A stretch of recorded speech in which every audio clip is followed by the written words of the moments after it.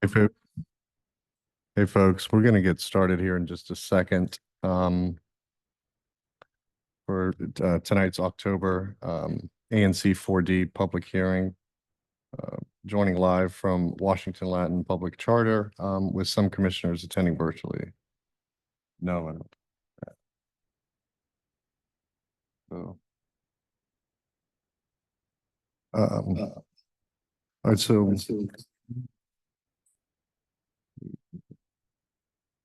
all right, great. So I'm going to go ahead and call this meeting to order on Wednesday, October 16th, 2014. Commissioner George, Mr. Secretary, would you call the roll, please? When I call your name, please say present if you are present. Commissioner Pinckney, Aye. Present. Commissioner Abell, Commissioner Lucarelli, Present. Commissioner Corniatis, Present. Commissioner Morancic, Present. Commissioner George is present, Commissioner Weigel, Present. and Commissioner Parati is not present. All right, great. So that that gives us a quorum with two commissioners absent from the roll call. If it pleases the commission, I'd like to now go ahead and approval the agenda with the addition of a letter in support for the DC water working hours good cause exception. Do I hear a motion? So moved to approve the agenda with additional letter for DC Water. Okay, great. We need a second. Second. All right, great. We got a motion by Commissioner George, second by Morenzik. All those in favor, please signal by saying aye. Aye. Aye. Aye. Aye. All those opposed say nay. The ayes have it. So now we'll move to item 5. And by the way, folks, I just wanted to give everyone in a room a heads up because there was a little confusion last time. Number one, there's two things. Number one, if you want to speak, whether it's to us as the commission, to the audience, or the folks online, you have to come up and use this mic. If you stand over here and shout, or if you shout something from the seat, the folks online can't hear. Your word doesn't get transcribed and go onto the record. So it would be for everyone to use the mic. If you want to make public comment, we would encourage it. Tonight's agenda, we have to move quickly, and that brings me to number 2. And so, we're really going to hold folks to the time limit on that because we have a big agenda. And we also have to be out of here at 8:30, hard stop because the school has to close up. So we don't make the time up. And so with that, let's move to item 5, which is the consent item. It looks like we have items for consent approval. Are there any objections? So the 3 items for the consent agenda, just to be clear, are the approval of July 2024 and September 2024 meeting minutes, a resolution about repairs at Sherman Circle, and the letter in support of extended DC water working hours on Kennedy Street. So if any commissioner wishes to pull those out of the consent agenda, we can. Otherwise, we can keep them in the consent agenda. All right, do I hear a motion to approve? I make a motion that we approve the consent agenda. All right, we've got a motion on the floor by Morenzik. Seconded. Okay, second by Commissioner George. All those in favor, please signal by saying aye. Aye. Aye. All those opposed say nay. The ayes have it. All right, number 6 is the treasurer's report. Commissioner Corniotis, you have the floor. Thank you, Commissioner Lucarelli. Hello, welcome everybody who's here online. We're going to be approving both the quarterly financial reports for Q3 and Q4 this evening. But we're also going to hold a special meeting later this month to be determined what date to approve our budget for the next fiscal year. So this evening, our total funds available during both Q3 and Q4, because we've recently received our allotments, but they're not recognized at this time. So our total funds available are $14,437.31. That does not take into account that we will be granting 3,500 to Petworth Peanuts to hold the Spooktacular later this month on October 27th, I believe. Just a plug because it's a great event.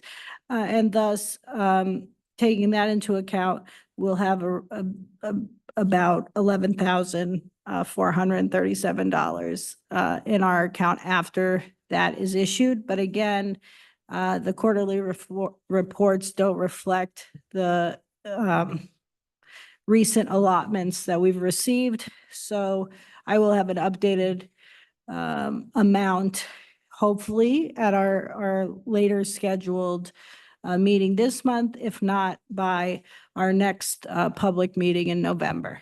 So that's my updated report today, my treasurer's report. Any questions from anybody?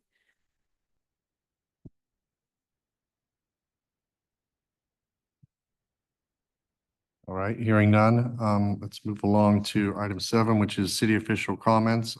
Do we have someone from Ward 4, Councilwoman Lewis George's office online or in the room? Yes, this is Barbara Rogers. I am here.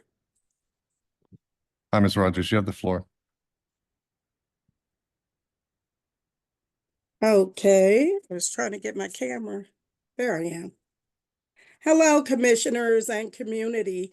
I just have a few quick updates.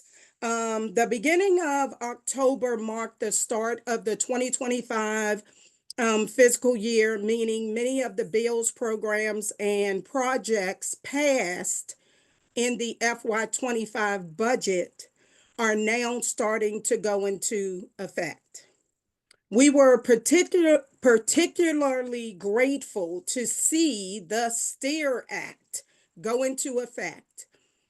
And for those of you all who don't know, this act cracks down on repeat reckless drivers and it authorizes the DC Attorney General to bring cases against Maryland and Virginia drivers who violate our traffic laws and actually fail to pay their tickets.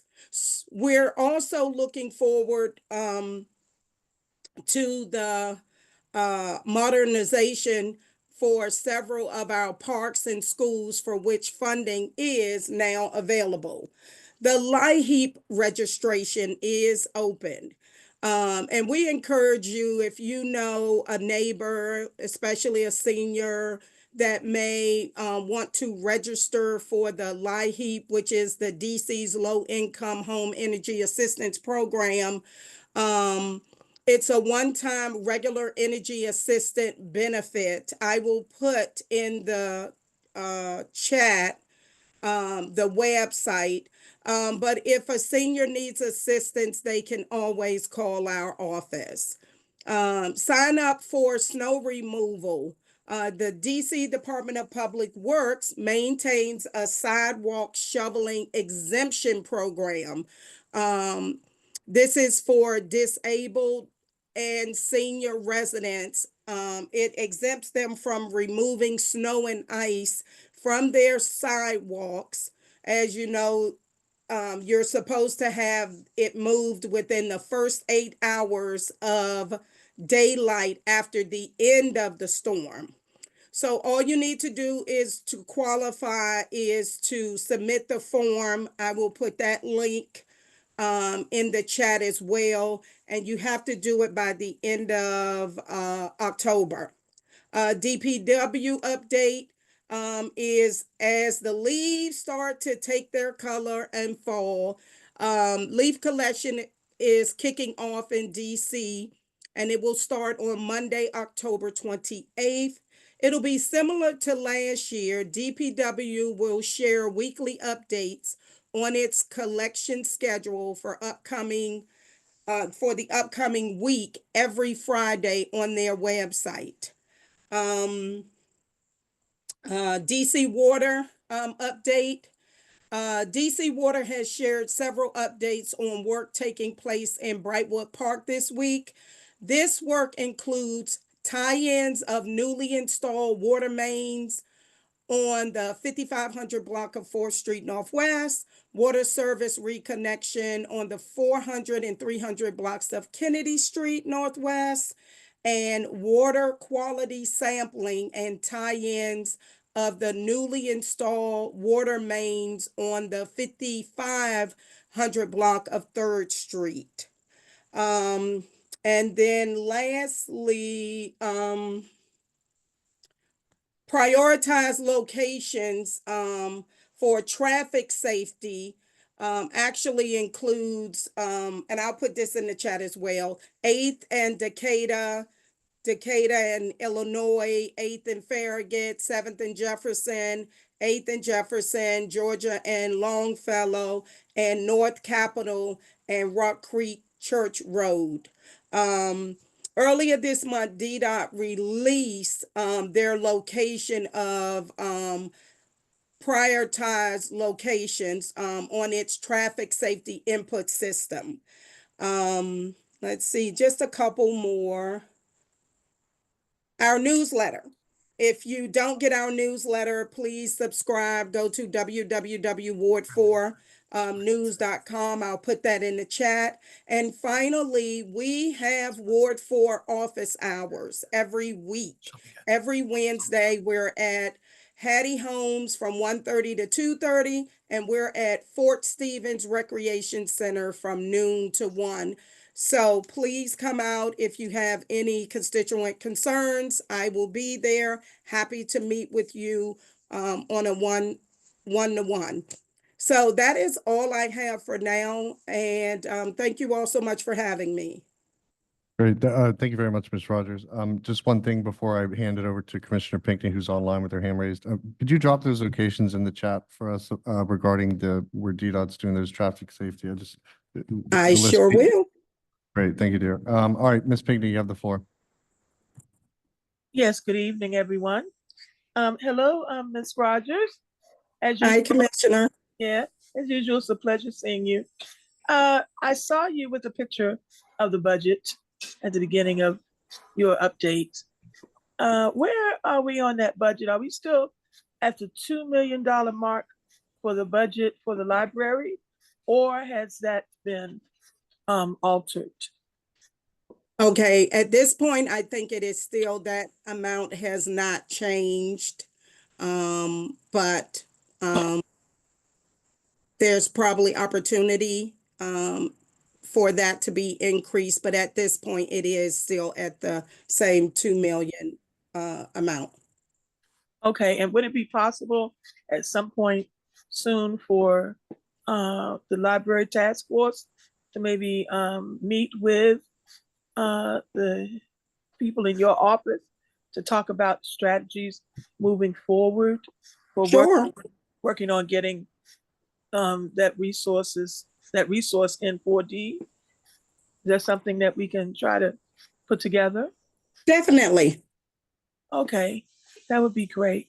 Thank you so much. Thank you.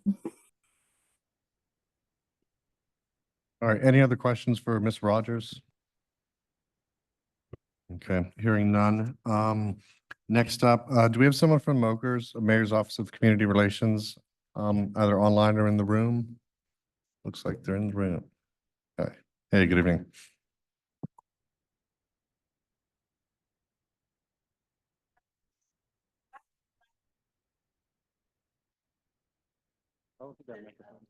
Oh, you can flip it on. There's a switch.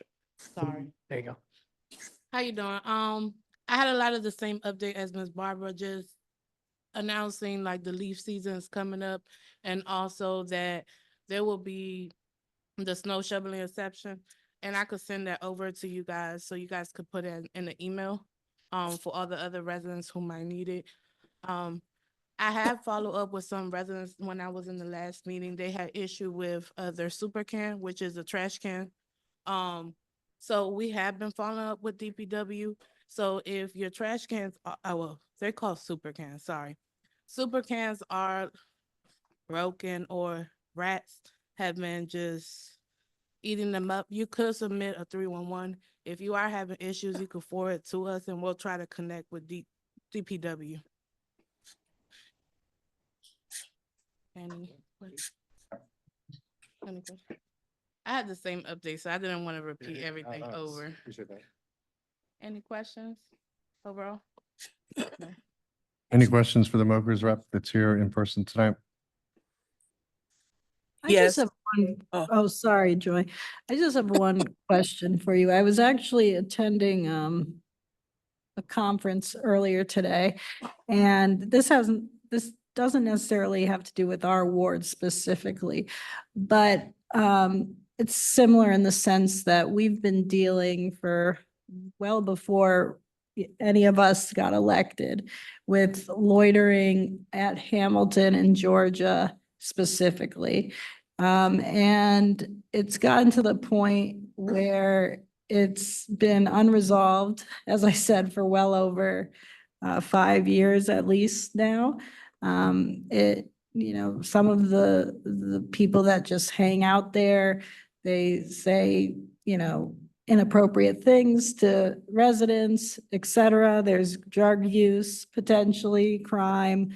And I feel like there's something that can be done. Like this wouldn't be put up with in Georgetown, for example. So I feel like, and I heard a similar thing in, Ward 5, I guess it would be at 12th and G Street, the same type of situation, to the point where this resident that I was speaking to earlier today has relocated and is now renting her home because she just got so sick and tired of dealing with everything going on.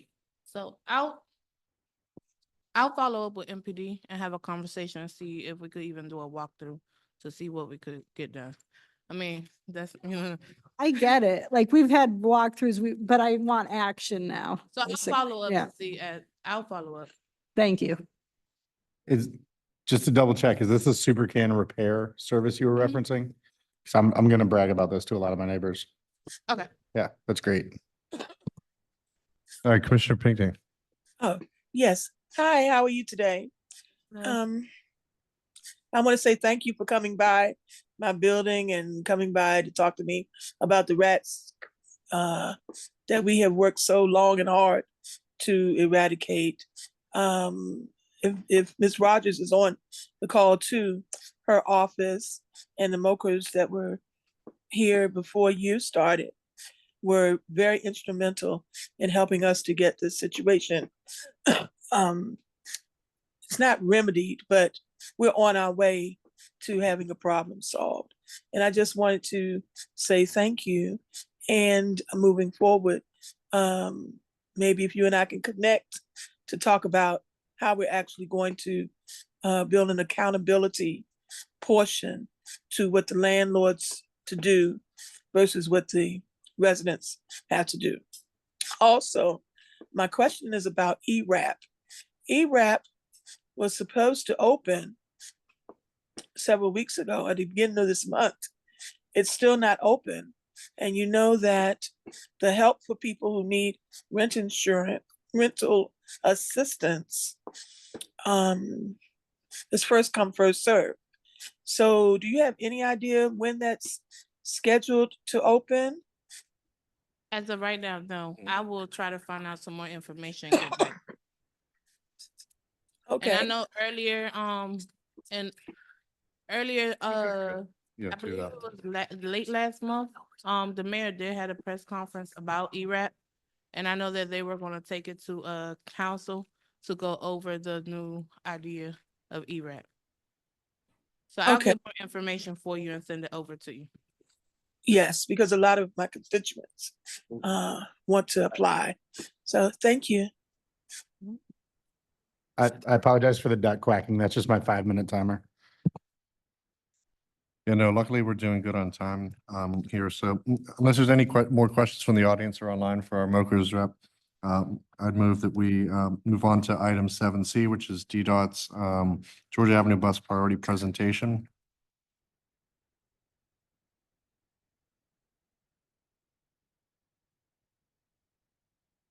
pulling it up for you. I think you just turned it off. It's on.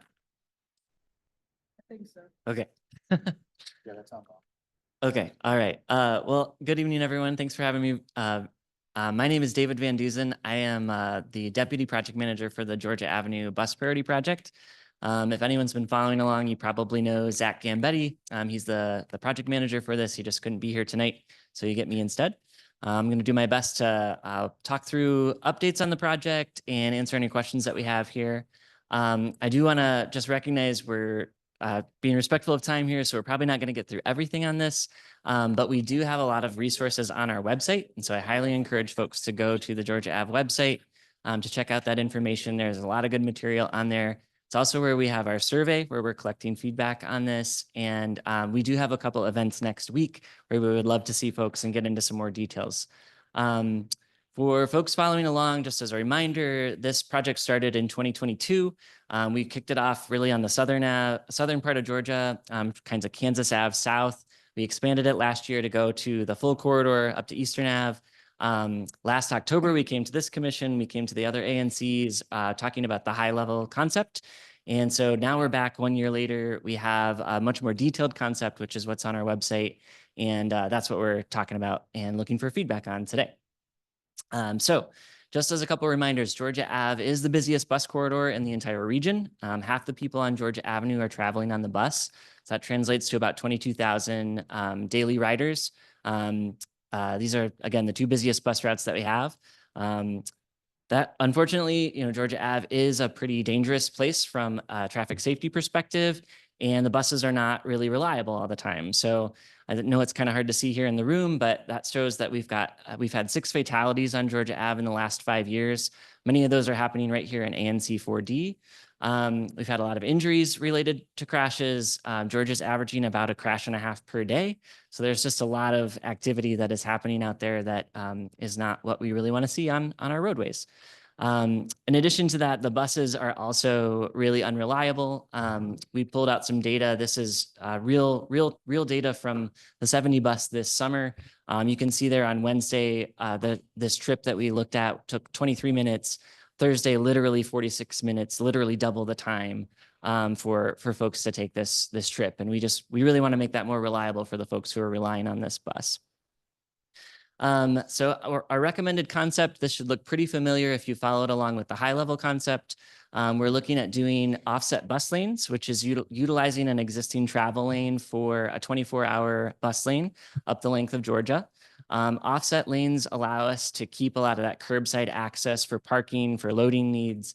And so when you look at our full concept, you'll see that most of that has been retained along the corridor. We are proposing bus bulb outs at a lot of locations, which the image shows there are places where we're extending out that curb so the bus can stay right in lane. Really helps with a lot of mobility issues, provides some extra waiting space. We're looking at a lot of pedestrian safety upgrades, so daylighting. The image there shows the pedestrian refuge islands at Crittenden. I know some just went in at Jefferson as well. What's new on this is the addition of turn pockets or turn lanes, places where people can make a left turn, in this case also a right turn. And one of the things we want to point out here is this is a place where the bus lane would move to the curbside to accommodate that lane and then shift back to the offset position. Yeah, go ahead. This is just a little bit about what we heard last October. A lot of people were very supportive of that high level concept, which is why we continued to look at it for our recommended concept. We can go to the next slide as well. We looked at a lot of other cities for this. 2 of the big examples we focused on were from New York City. This is the one on the far left is in the Bronx. The middle is in Queens. And we looked at these because they were very similar in terms of like how the corridor is actually shaped. They're very long, straight corridors. They did a 2 lanes to 1 lane conversion with turn pockets. What they had were some pretty great travel time savings, which are in line with what we've estimated. They also had similar traffic volumes. And as you can see in these images, traffic is still working pretty well on these corridors. What you see here is kind of talking about that traffic piece. That's one of the things we didn't have last time we came to you all. What we really want to focus on here is that for most of the day, existing volumes can be accommodated in a single lane. that chart is showing the red line is the southbound traffic, the blue line is northbound traffic, and that blue box that kind of runs through the middle is what can be accommodated in a single lane.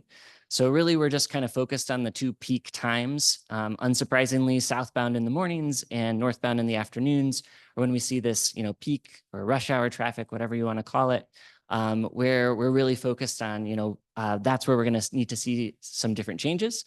But one of the big reasons that we think this is a good thing is because during those off-peak times, that's when we're seeing a lot of the speeding, the reckless driving, the crashes are occurring, and that's what we really want to try to prevent.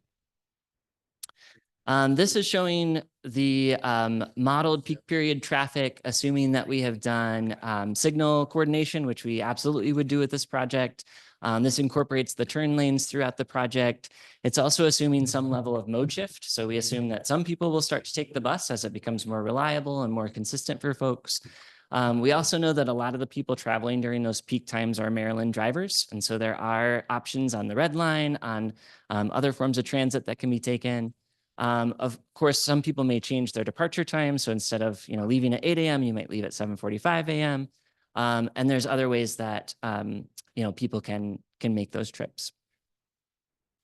And so, as I said, we had to move through things very fast. I know we've still got time for questions, but I do want to point out we still have a couple of events coming up. On Sunday, we will be at the Tacoma Park Farmers Market. So if you want to stop by and see us there, we have an open house remaining. Our final open house is next Thursday. That's at the Shaw Library. I know that's a little further away from where we are right now, but we also will be at the Petworth Farmers Market on the 26th. So not this Saturday, but the next one. And then once again, I do want to emphasize our website. So that is there. I've also shared it with Commissioner George. We have all of our handouts from our open houses. We have the entire concept there. Our survey is there as well. So if you can't make it to any of these, I highly encourage you to check out the website. And then the last slide I'll share is just an image of what the concept looks like. So again, this is the entire 4.5 miles. Obviously, this slide is just a couple blocks, but we have all 4.5 miles. And what you'll see are, things like what we've proposed for bus stop changes, places where we are looking at incorporating turn lanes. You'll see things like where there are parking changes. So you can kind of take a look and see like what that looks like, as well as a link to our survey where you can provide comments on the project.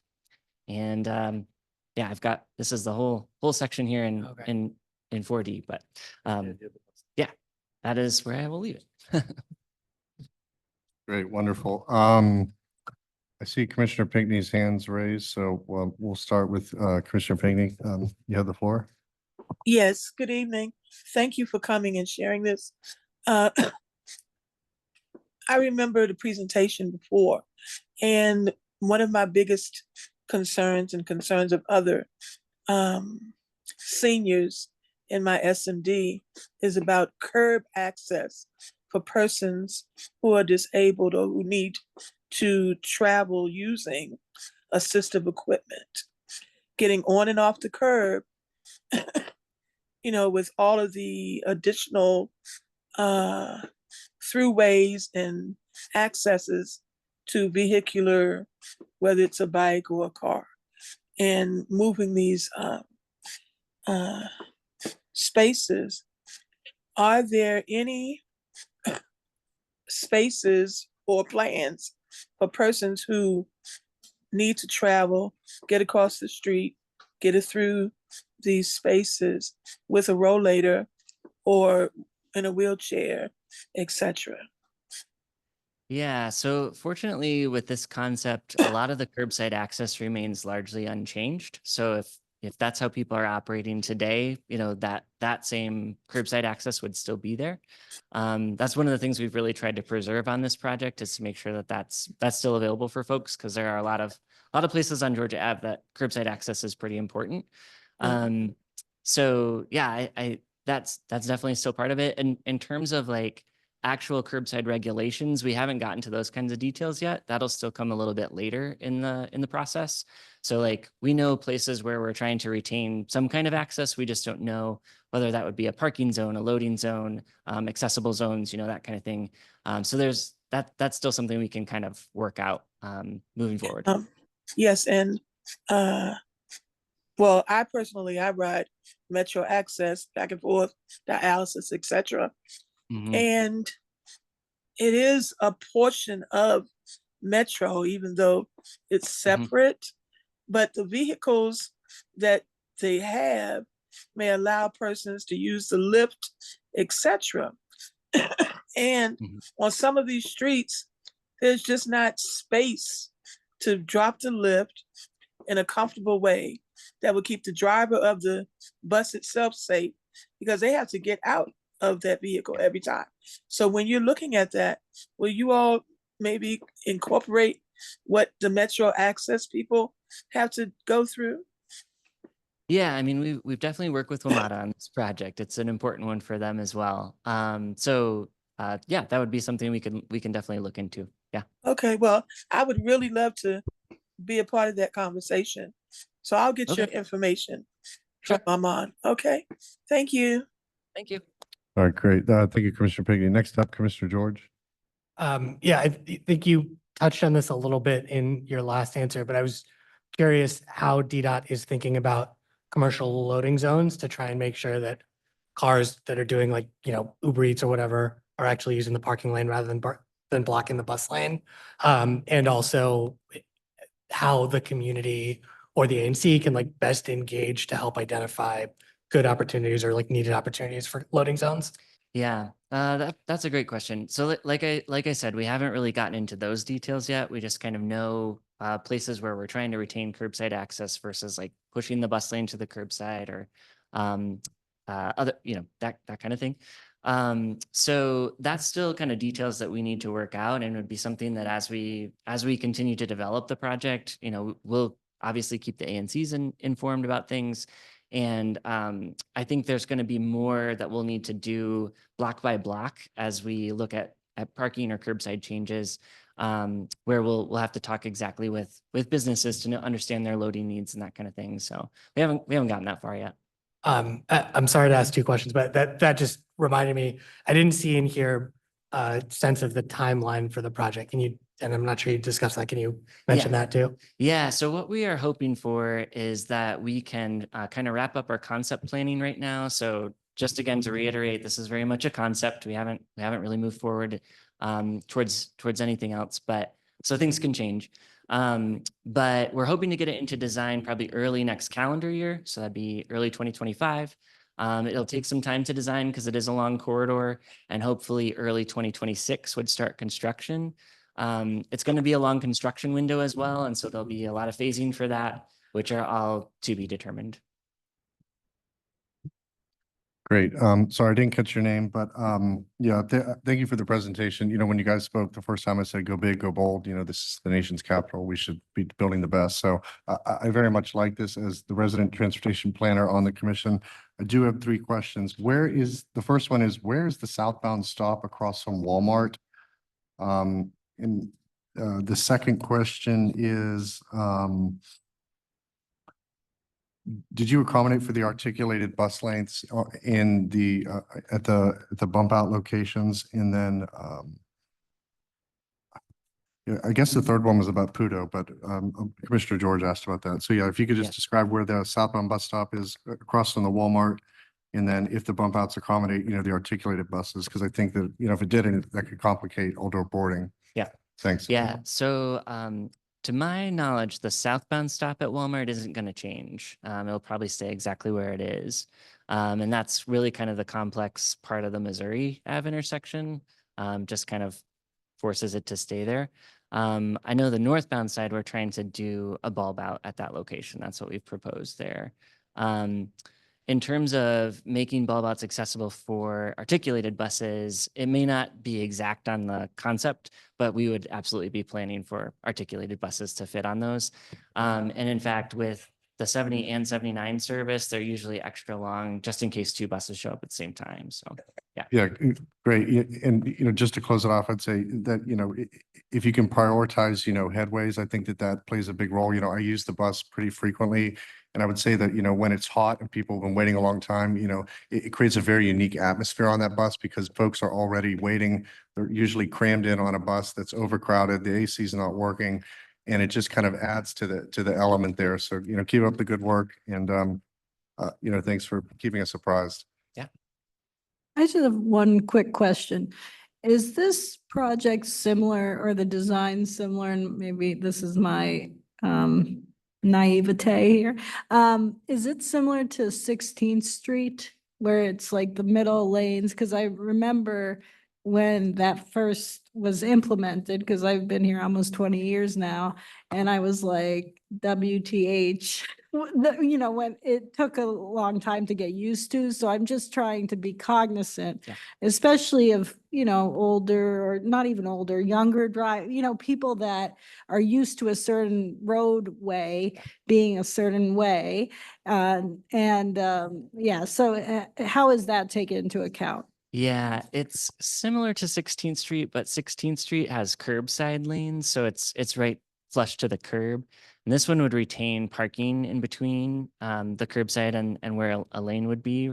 So it's going to operate a little bit differently, and it will be demarcated with red paint, right? So it's kind of clear of like, hey, this is something different, right? When you were talking about like taking time, or is that like when it was first implemented? Yeah. Yeah, so that's pretty typical with construction projects. Like anytime something new happens, it takes a period of adjustment.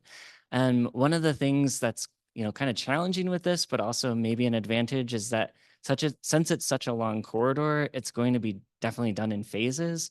And so there'll probably be like little parts where, people get used to the changes and then we move on to the next piece, and people get used to the changes there and move on to the next piece. So it'll be a long time, but I think now we hear a lot of really positive comments about 16th Street. People are used to it now. So that's obviously what we hope for with this one. All right, great. Thanks, Commissioner Gornios. Does anyone else from the audience? Okay, yeah, we have one question from the young lady. If you could just come up and speak at the microphone, that way everyone online can hear you. Thanks. Thanks so much. Does the project encompass bus shelters at all? Have been reading about how there's inequities in the distribution of bus shelters and would like to see more in Ward 4, and especially it seems like a great opportunity. Thank you. Yeah, it's not specifically in our concept right now. So any kind of place, any stops that currently have shelters, we're going to retain those shelters. If there are any stops where we're proposing removing the stop that has a shelter, we would try to move that shelter to another location. But right now, there's not a lot in there about new shelters. That, without getting into lots of details, it's like kind of a separate part of how we do things at DDOT. So we would love to. I'll say that much, but I can't promise anything at this point. Yeah.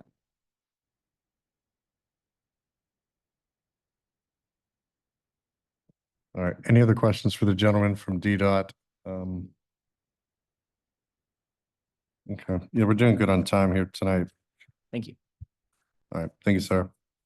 All right. Next up is 7D, which is we have a presentation on Initiative 83. I think Commissioner George is just going to give a blurb to the commissioners regarding this. So, Mr. Secretary, if you just wanted to remind folks. Oh, sure. Given that this is an upcoming ballot initiative, I'll remind commissioners that we should not be expressing opinions one way or the other about the initiative, but we can leave it to the presenters. I believe we'll have one from each side to talk about the merits of each side of the ballot initiative. Thanks. All right, great. So is someone in the room, or do we have, okay, Mr. Maloney, are you here to talk about 83? Yes, good evening. Thank you, commissioners. Welcome. My name is TJ Maloney. I am a Ward 2 resident, longtime district resident, going on 16 years now. I'm just here to present information this evening regarding Initiative 83 from the yes perspective. Speaking mostly in my personal capacity, I work in the private sector now, but by way of background, I became familiar with ranked choice voting when I was a staffer at the council, and the bill was introduced by Councilmember Henderson in 2021. I'm not here on behalf of any council member tonight. I just am passionate about the issue and wanted to share some facts and then a bit of the reasons why I would encourage folks to study the issue carefully and hopefully ultimately join me in voting yes in a couple of weeks. So I'll just start with some basic, hopefully everyone has seen Initiative 83 at this point, but some basic, what does the initiative do? and then some minimalist arguments, and I'm happy to pause. I understand there'll be someone presenting the other perspective, and then welcome any questions after that. So Initiative 83 would do two things. First, it would permit independent or unaffiliated voters in the district to participate in primary elections. In the district, there are about 75,000 folks who are registered independents. That's 1 in 6 voters.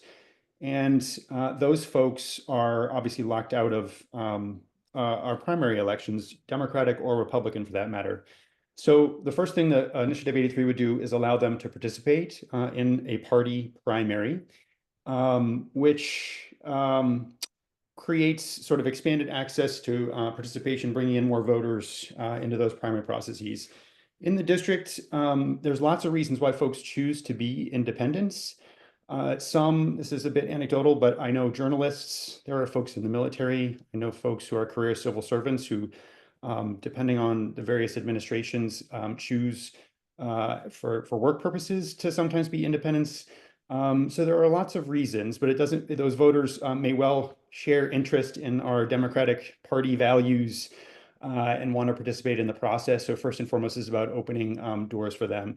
One point I want to make here is that I have seen in some places that there's an implication that Republicans could vote in a Democratic primary or vice versa. That is not the case. The initiative is just opening up opportunities for independents to then participate in a party's primary. Second thing that Initiative 83 would do is bring ranked choice voting to the District of Columbia. There are about 50 jurisdictions across the country, some states, New York City, Oakland, San Francisco, Minneapolis, among large cities that have implemented ranked choice voting. And what ranked choice voting does is permit voters to rank candidates in multi-candidate elections. So when there's more than 2 candidates on the ballot, 3 or more, you're permitted to rank your choices in order of preference. I'll drop a link once I'm done talking, simple graphics that show what a potential ballot would look like. But in short, I think what this is about is making a list, which is something that a lot of us do in everyday life, whether it's a major issue like ranking the school you'd like your kids to go to, or a simple shopping list where if option 1 isn't available, I'd like option 2. From the voter perspective, it's as simple as making a list. And why does this have utility? I'd argue that under these rules, what's important is it forces our candidates to go deeper than they might in a crowded field, where we've seen candidates, particularly in some of our citywide or crowded fields, win with 17, 20, 25%. In a crowded primary or general election field. Under ranked choice voting, a candidate needs to achieve a majority or 50%, and that happens in the sequencing of the tallies, where if there are 3 candidates, the lowest vote tally is eliminated from the field after the first round if no one has a clear majority. The second choice votes are then allocated on upwards. And what this causes at the end of the day is for candidates to build a broad-based coalition and ultimately achieve a majority in order to win in a multi-field race. Voters, like today, if they only like one candidate, they can vote for one person. But hopefully what this does is it creates incentives for our politicians to dig a little deeper, to go beyond their normal bases and make sure they're having broad-based coalitions as they win.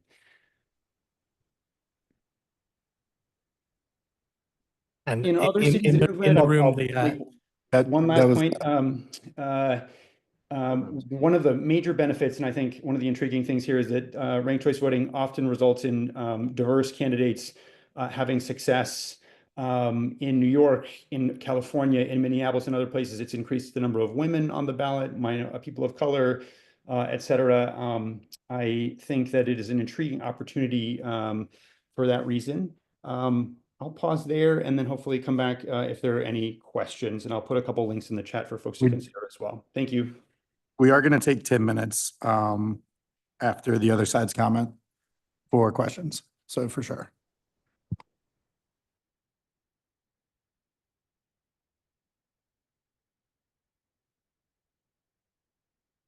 Give me Oh, one great. sec, Ms. Brown. I'm going to pull up your presentation. 5 minutes to present, and then we'll have a combined 10 minutes of Q&A for, yeah, Great. well, you And can if call you- it 6 minutes if you'd like. You can call it 6 minutes. Yeah, great. If you could just state your name for the record. Thank you. Deirdre Brown, Chair of Vote No on Initiative 83. All right, Ms. Brown, the floor is yours. Sorry, I'm still working on pulling take up your time. this. No worries.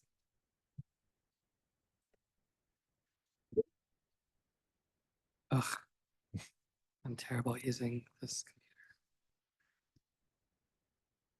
This does not include your time. No, that's fine. No worries. Technology, gotta love it. I do. Question, why is my computer, why is my Zoom doing this?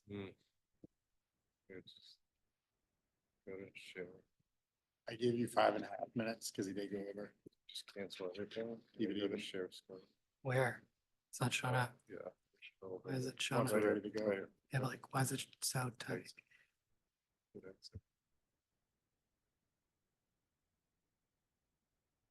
Oh, man. Here, I'll tell you what, I'm gonna quit and sign back in. Kentis. But I'll have to pull up the. Sorry, Miss Brown. Oh, okay. All right, let's see if we can get back in here. I don't know what my computer's doing, sorry. Take your time. Have you ever seen it do this? Press escape. It did.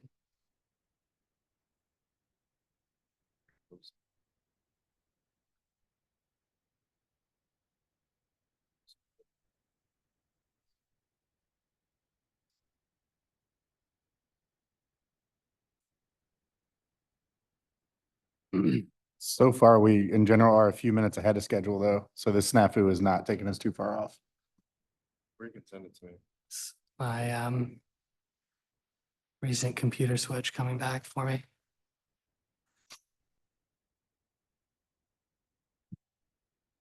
There we go. Okay, here we go. I got it. Sorry about that. All right, here we go. All right, Ms. Brown, you have it. Thank you. My name is Deirdre Brown, the Chair of Vote No on Initiative 83. This presentation is normally 10 minutes long. You can go to our website, voteno83.com, to see the full presentation. Next, please. So what is Initiative 83? If Initiative 83 is successful, it would change the way elections are held in the district. It will allow for ranked choice voting, also known as instant runoffs, and it will allow for semi-closed primaries. In other words, it will allow for independent voters to vote in the primary election. Next slide. Vote No on Initiative 83 is a grassroots campaign formed in part to educate the public about the facts and myths around ranked choice voting and semi-closed primaries. Next slide. I'm sure that you've seen the signs and heard the slogan, "Make all votes count." This sounds great, but it is a false statement created to confuse and mislead the average voter. In our current system, all votes are counted. However, in a ranked choice voting system, also known as an instant runoff system, many votes will be discarded and not counted. Votes are eliminated. As noted in Mark Fisher's September 11, 2024 Washington Post article, the proposed law is 2,326 words long and includes 11 definitions. I'm going to assume most of you have not read it, so let me explain it to you in plain language. How it works is that you rank up to 5 candidates, even if you do not know anything about the candidate or have any strong feelings one way or another about the candidate. According to the definition section of the proposed law, votes are eliminated where there is deemed to be an inactive ballot and are not counted. Go back. Yeah, that's the right slide. Sorry, that was the right slide. So on this slide here on your screen, you can see the definition section, which is page 2 of the registration. This states that an inactive ballot is when you have an undervote, overvote, or skip vote, and then it goes on to define each of those categories. Go forward, please. And go forward one more time. I'm gonna skip some slides, guys.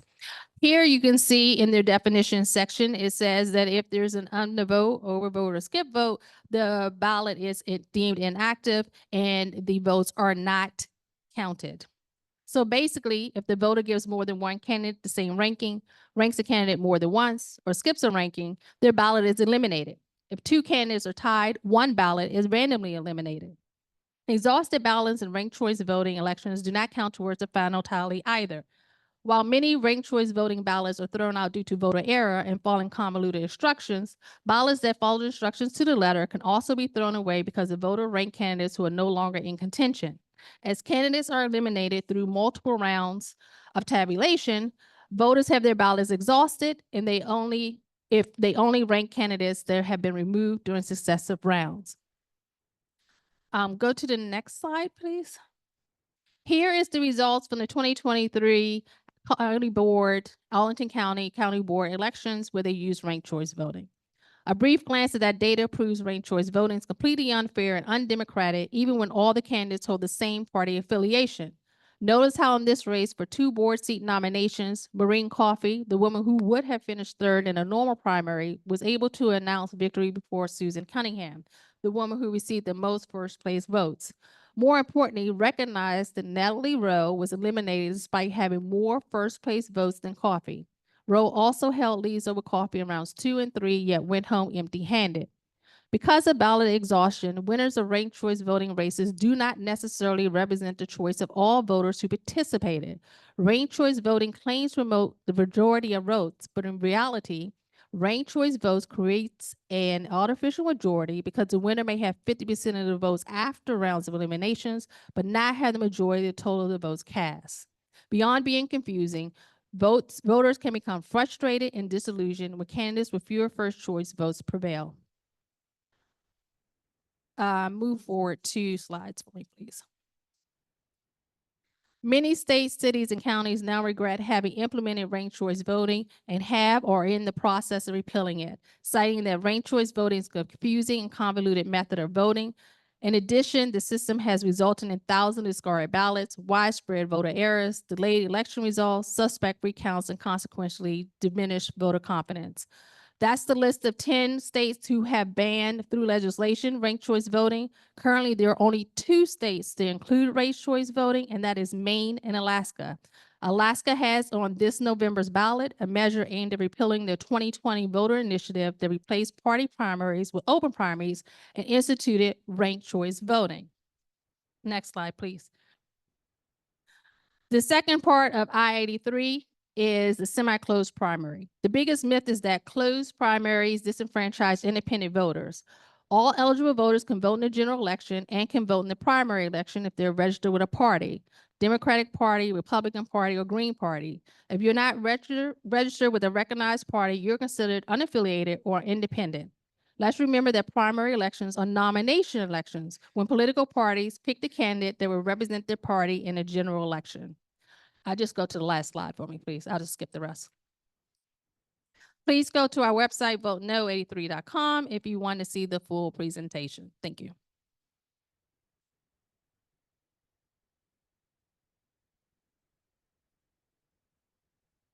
All right, great. I think we have time for Q&A. Is there any from the audience, either here in the room or virtual, that has questions for either Ms. Brown or Mr. Maloney?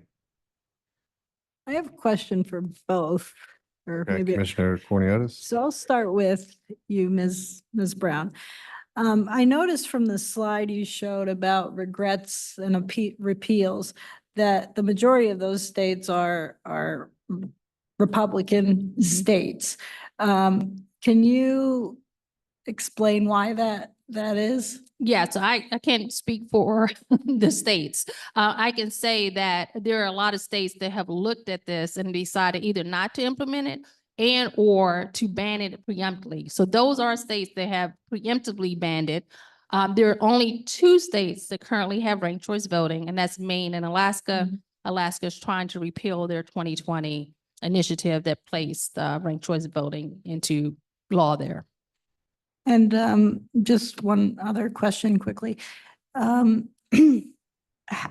I've noticed, especially in this city or nationally, even for a presidential election, only 26%, I think, of our population actually votes for president of this country. It's really pathetic, you know, we take that for granted. Does ranked choice voting, in a sense, could that decrease even the turnout, or has there been studies of that? I'm just curious. Yeah, so I skipped that slide because we didn't have enough time, but research shows that ranked choice voting suppresses the votes of those in marginalized communities. It has nothing to do with your intelligence. It has a lot to do with how the votes are tabulated. You're more likely, University of Minnesota Missouri did a study to show that certain neighborhoods and certain populations were more likely basically to make mistakes. They were going to have undervoting, overvoting, or skip voting. And we've seen in the language of the legislation, when that happens, your ballot's inactive and none of your votes for any candidate is counted. It says it right there in the legislation. I also like to point out that Board of Elections did not write that legislation. Make all votes count. Proposers wrote that legislation. So that's on them. That's how they designed it to be. One, maybe two counterpoints there, if I could. Commissioner, I think you're right to point out that the 10 states that have banned ranked choice voting do tend to be red states, and for the record, none of them have used ranked choice voting. So it was, sort of a political push from the other perspective. I think the movement is actually towards expansion, and it's on the ballot in a number of other jurisdictions as well this November. I think the second point on the data from New York City, where it was implemented from 2021 forward, in Minneapolis, in Santa Fe, the surveys of voters coming out, the numbers are 90 plus, that the system was understandable. In terms of ballots with errors on them, Minneapolis and Santa Fe, over 99% of the ballots were valid. I think we have error rates today that are potentially greater than that. So the data in the jurisdictions that have actually implemented ranked choice voting is not that it causes spoiled ballots. The voters do understand it, and it is proving to be anywhere from accepted to popular with the voters where it's being used. Thanks. Just to clarify, Mr. Maloney, where it is used, is that New York City or New York State? And, you know, I'm not going to make a joke here about the current mayor of New York City, but how effective has it been? I would point, Commissioner, it is just New York City. First and foremost, I think I'll put a second link in. Maya Wiley, who was the runner-up to Mayor Adams, despite losing, is actually one of the strongest advocates for ranked choice voting. I put a link to her 2021 op-ed in the Post. Oops, I sent it. Let me make sure I send it to everybody. So I would point you to Ms. Wiley's statement in that she was the runner-up, but it actually permitted her to be more competitive. And more importantly, in 21, when it was first used in New York City, the New York City Council, which is a very large body, I think they have more than 50 members, saw record numbers of women and diverse candidates elected. So I would point you to that resource about the New York City experience, including Mayor Adams' opponent. Thank you. All right, anyone else have questions for either speaker? Okay. Yeah, my hand is I raised. see Commissioner Pinckney's hand is raised, so, and then followed by Commissioner Weigel. So, Joy, you have the floor. Yes. Hello, good evening to both of you. Thank you for coming. In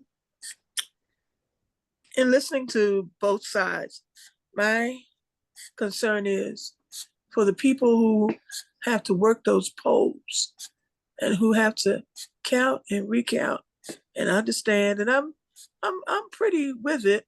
You know, I'm not a dumb woman, but it just seems to me that one way is another way to cut off democracy, and one way doesn't do that. Can we remind commissioners that they're not here to speak in favor or opposed? I to this didn't initiative? speak in favor or opposed to anything. I said one does and one doesn't. And you can pick. Sorry, one cuts off democracy and one advances it. Yeah, No, okay, look.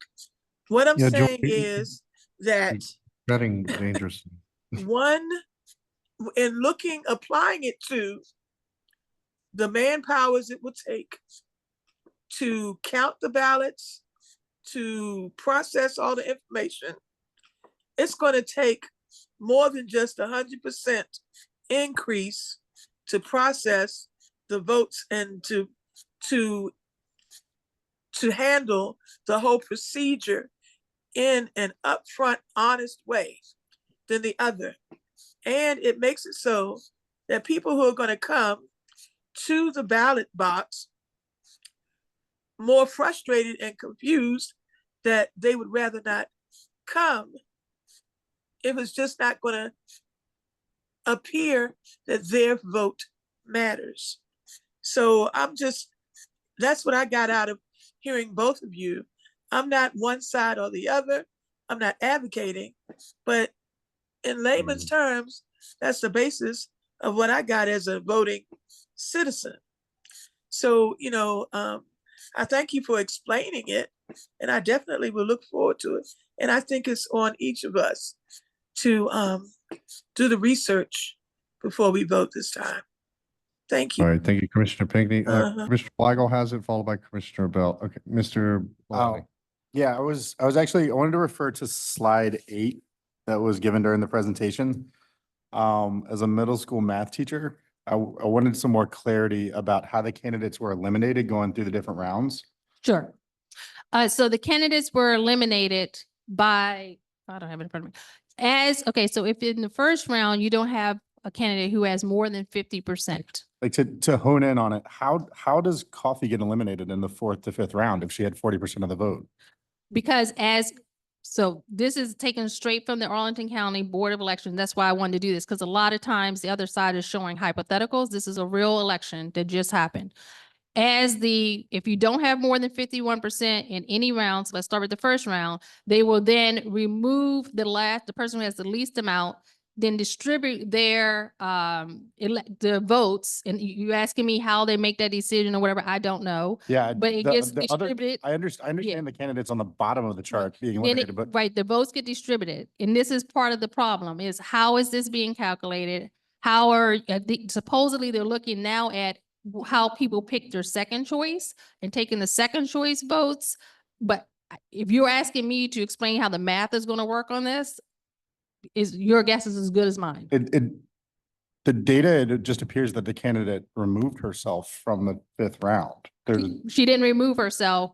At some point, I think what happened is that She was the people were winner of no the longer 4th voting round. for her. Yeah, And so this is how it happened. so But they that's, needed to pick 2 winners. on this one, you had to pick 2 winners for this race. Yes. Yes. Commissioner, I I would say don't here, see it it. wasn't, Miss Coffee hit the threshold to win is why she Mm. stopped in round 4. She had enough votes at that point. Right. Parity has been reached. Okay, thank you. All right, great. Thank you, Commissioner Weigel. Commissioner Bell.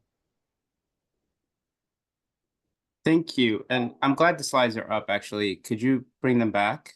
I have a question for Mr. Maloney.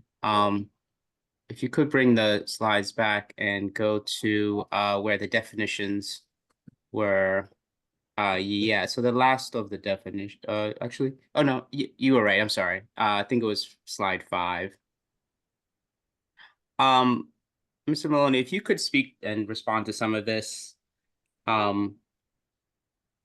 What is meant by says here, inactive ballot means a ballot on which no active candidate is ranked, contains an overvote at the highest ranking of active candidates, and contains 2 or more sequential skipped rankings before its highest ranked active candidate. Can you explain what that means? And there seems to be concerns about that, and I wanted to hear what your response about such definitions and how they work and how they may or may not discount people's votes. Sure. So in an inactive ballot in this set of definitions means a ballot that won't be considered in a round of tabulation, assuming there wasn't a clear winner in round one on first place votes. So there's a couple of examples in this definition.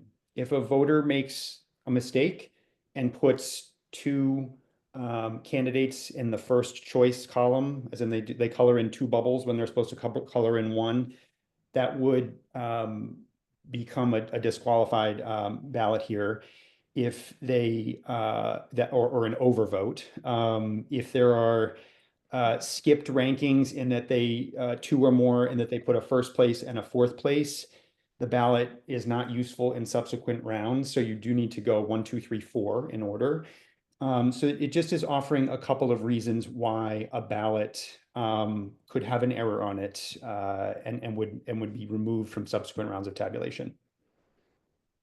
And quick follow-up, and you had mentioned in some examples how many were invalidated in jurisdictions in which could you say that again and and speak to how much of an effect this could possibly be or not be?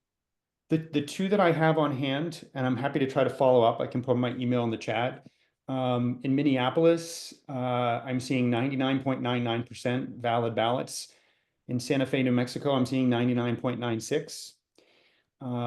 So I don't think it's a demonstrated significant number that I'm aware of in other jurisdictions. I'm happy to send you some additional resources on that. No, it's just, thank you. I just wanted to ask. I help write the thing, so I'm just wanted to make sure there was clarification. Thank you. Yes, can I fact check that, please? Yeah, real quick, if you don't Thank you.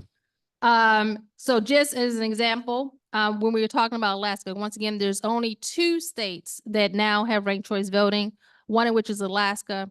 They put it in 2020. They're now trying to repeal it less than 4 years later. In Alaska, 11% of the ballots in Alaska's 2022 were spoiled due to voter confusion under ranked choice voting, 3 times their normal rate. During the state special at-large congressional election, nearly 15,000 Alaskans had their ballots thrown out. This included more than 11,000 tossed because voters selected only one candidate without ranking any others.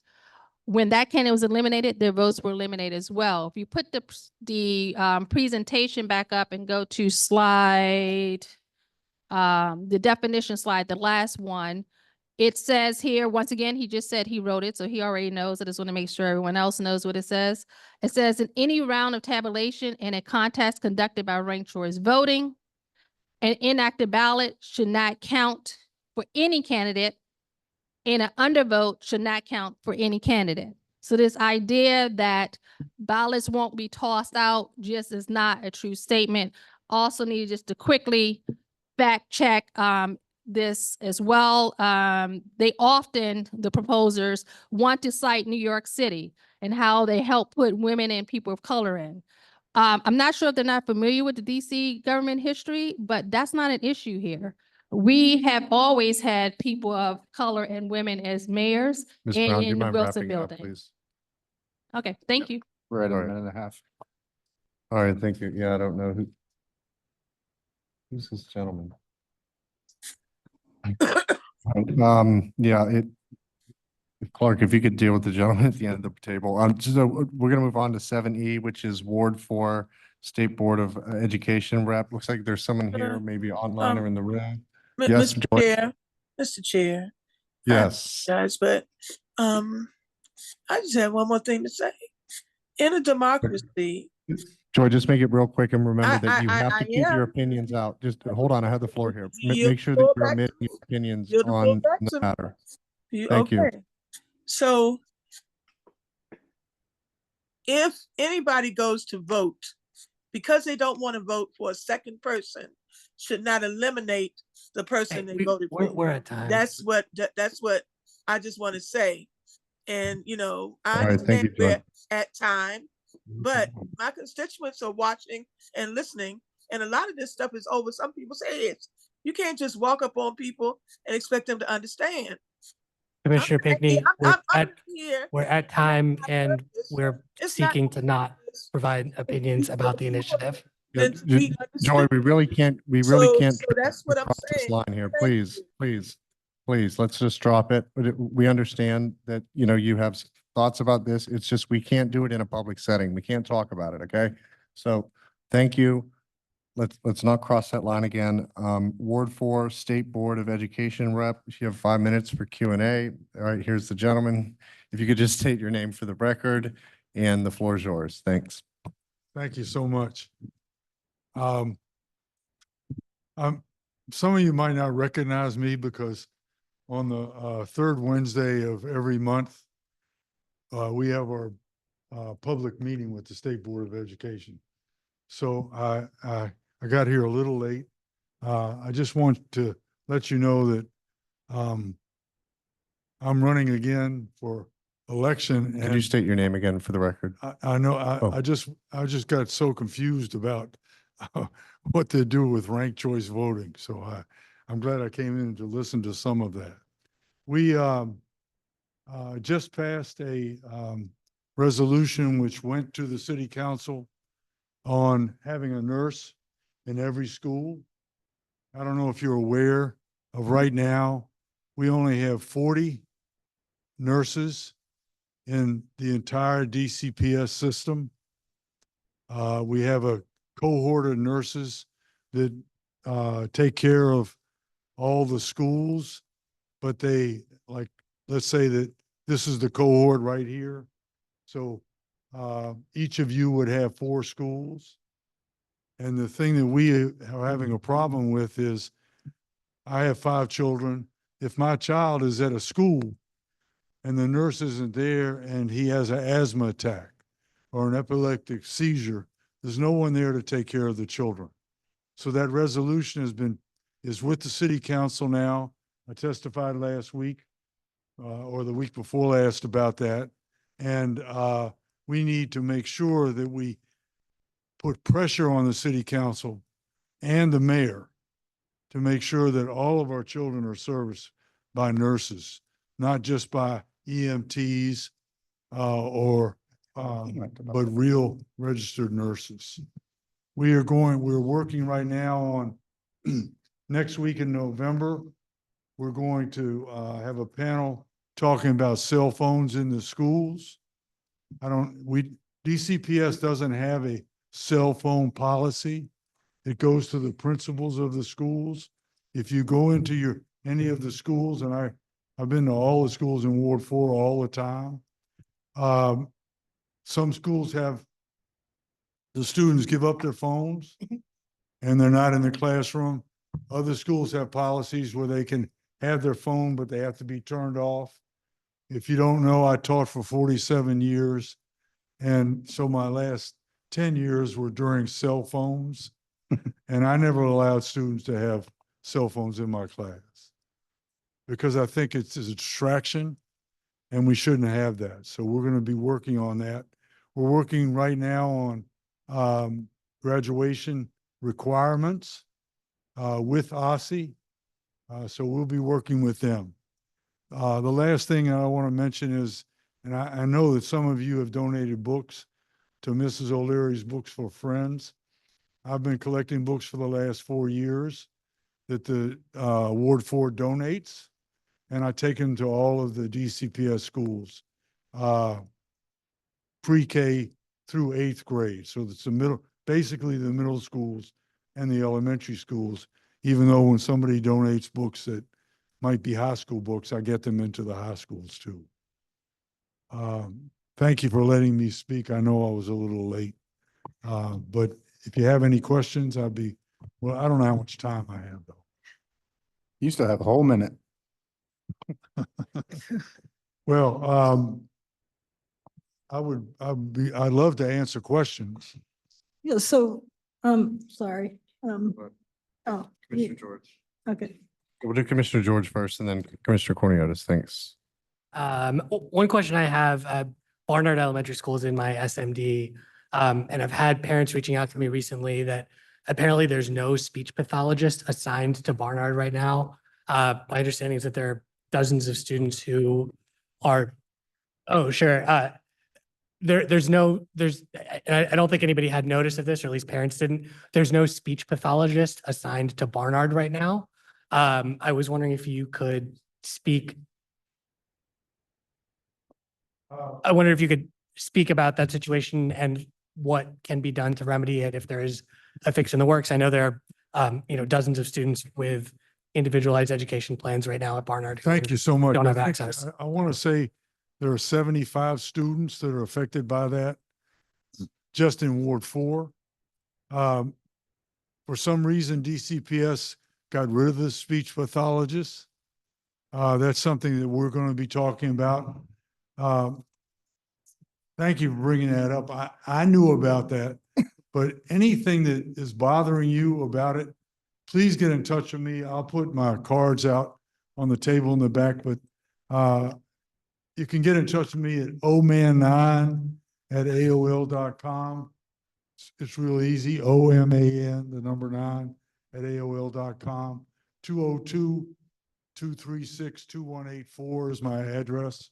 If you have books to donate, I live at 1318 Farragut Street, right across the street from John Lewis Elementary. So you can just drop them on my porch and we'll get rid of them. I've been able to take the books. I didn't donate the books. But we did get a donation from the Reading is Fundamental. So we were able to distribute 350 brand new books to the elementary schools in the last month. All right, great. Thank you, Mr. O'Leary. Commissioner Cordiatis. I just have to build off of what Commissioner George just asked about when it comes to the speech pathologist at Barnard. I know personally, as a mom to a beautiful toddler who has some special needs, I did a lot of research because she's on an IEP. And I didn't want, when she made the transition from daycare to pre-K, not to be in too large of a school, et cetera.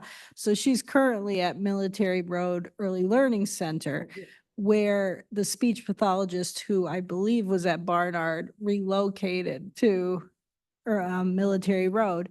But, when you're doing research through the web, through, the DC Choice website, Barnard is listed as the flagship for autism.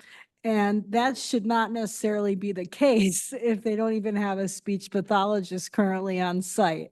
So, as I said, I'm very passionate about this because I recently adopted a child with special needs through the foster system. And I feel like, when it comes to IEPs and, making sure that our kids who require some additional services have those services on site.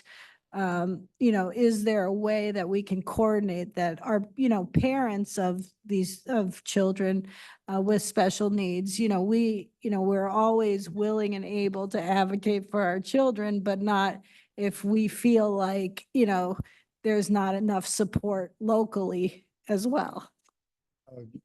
In November, the city council is holding a hearing for special education. So I would encourage everyone who's involved with that. I have a child that has special needs also. She's 30 now, but I had to go through all that while she was in school. And so you can sign up for that. Just go to the city council hearings and you can they'll list the date for that. But also you can come and testify at our next public meeting. The problem being that it'll be the third Wednesday of November, which when y'all will be here. But you might be able to fit it in your time to do that. But we want to get the word out as much because the schools and the executive are not responding to this need. Let me put it that way. And I just want to thank you quickly. Yeah, real I quick, come Cece. from family of educators, and my dad was a teacher for 40 years, and my uncle was a president of a college in Massachusetts. So I just want to say thank you for all of that you've done. All right, great. Commissioner Abell, followed by Commissioner Pinckney. If we could just keep them quick because we do have quite a few items left to go over. Thanks. Yeah, quickly, could you state on the mic your name? There's two people on the ballot, I believe, and I just want to make sure. I'm And then I have a Fraser follow- O'Leary. Fraser O'Leary. Thank you. Yes. You made a comment about cell phone use. Yes. I'm a student myself currently, not in high school, of course, but or in elementary or anything. And I just want to ask, on your cell phone policy, what was your thought process through reaching the conclusion that they should not be allowed? Have you surveyed what students use their cell phones for? Have you surveyed or spoken to teachers and to see if teachers use cell phones? Because there's tools like Slidos and various other tools that teachers also use. I just want, and also, have you considered safety of students in that, having their cell phones is also sometimes necessary. So when you're making these policies, what is your thought process? What is your process for actually seeing how cell phones are utilized before reaching that decision? The process right now is that we have talked about having a panel in November. And we're listening to all of the sides of this. We have a student part of our State Board of Education. We have 4 student members on the State Board of Education. They have mixed feelings about it, just as some principals have mixed feelings, some teachers have mixed feeling. All we are is an advisory board. So we're going to come up with some kind of a idea that we're going to put forward to the city council about it. Right now, there isn't any kind of a policy about it. I understand about safety. I understand about the goods use. I mean, the fact that I can reach in my pocket and pull out this computer and be able to find out all kinds of things. But as far as learning in the classroom, in 2024, when most of our classrooms have computers, I think it's a distraction. And that's my personal opinion, but I'm not the one that's going to be setting forth the policy. We'll have this panel. We're looking for anybody can come and testify about it. It's going to be public. So that's where we are right now. All right, great. Thank you, Mr. O'Leary. Real quick, Joy, you have your hand raised? Yes, sir. Hello, Mr. O'Leary. Hey. Hi. Unfortunately, I do not have a school in my SMD, but I've been working along with several other folks in 4D on acquiring a public library on Kennedy Street. And Right. we are absent of any place, public space for people to go. We have quite a few daycare businesses that walk the babies through the street, but there's no place really for them to go. Also, there's no place that we can get exposure to the variety of programming and learning opportunities that libraries provide. Is there some way or some connection that may be offline you and I can talk about in reference to Sure. the benefit? Did you get my phone number? No, I can get it from one of my colleagues there. Okay. Okay. No, you can look. I'm a retired teacher, and and I still teach a little bit, but my time is your time. Okay. Just get in touch with me. I don't have any ties to anything really. All right, great. But I know that Real quick. we're not gonna Okay, be so- able to do so- that as far as the board is concerned. Yeah. Just one quickly, Mr. O'Leary. Sorry, Joy, just very quickly. Wait a At minute. Military Road Early Learning Center, there's a safety issue where there's Excuse me. lifting. I Sorry. had the floor, CC. He was gonna give me Sorry, his number, and it's not cool. Okay, Yeah. Mr. O'Leary, I'm ready. Can you give me your number again? 202 Uh-huh, 236 uh-huh. 2184. Okay, and I'm Joy Pinckney. And is this a cell number? Say again? Is this a cell number? Yes. Okay, thank you, sir. Sure. All right, thank you, Joy. Commissioner Cornelius, in the interest of time, why don't you follow up with Mr. O'Leary? Because, again, we have 2 items we got to pass, and we have 10 commissioners that want to introduce themselves that are running, plus community comments. So, Thank you. yeah, we appreciate your time. All right, Joy, do you have any updates on the Kennedy Street Library? Because otherwise I'd move to new business just so that we can introduce the candidates, because I'm aware some have to, get in and get out. Are there any updates, Joy, on the library task force? All we're doing is what we talked about tonight, moving forward. Gonna meet with the councilwoman's team and Okay. Mr. O'Leary, et cetera, and formulate where we're going from here. Thank you. Okay. So there's no commissioner.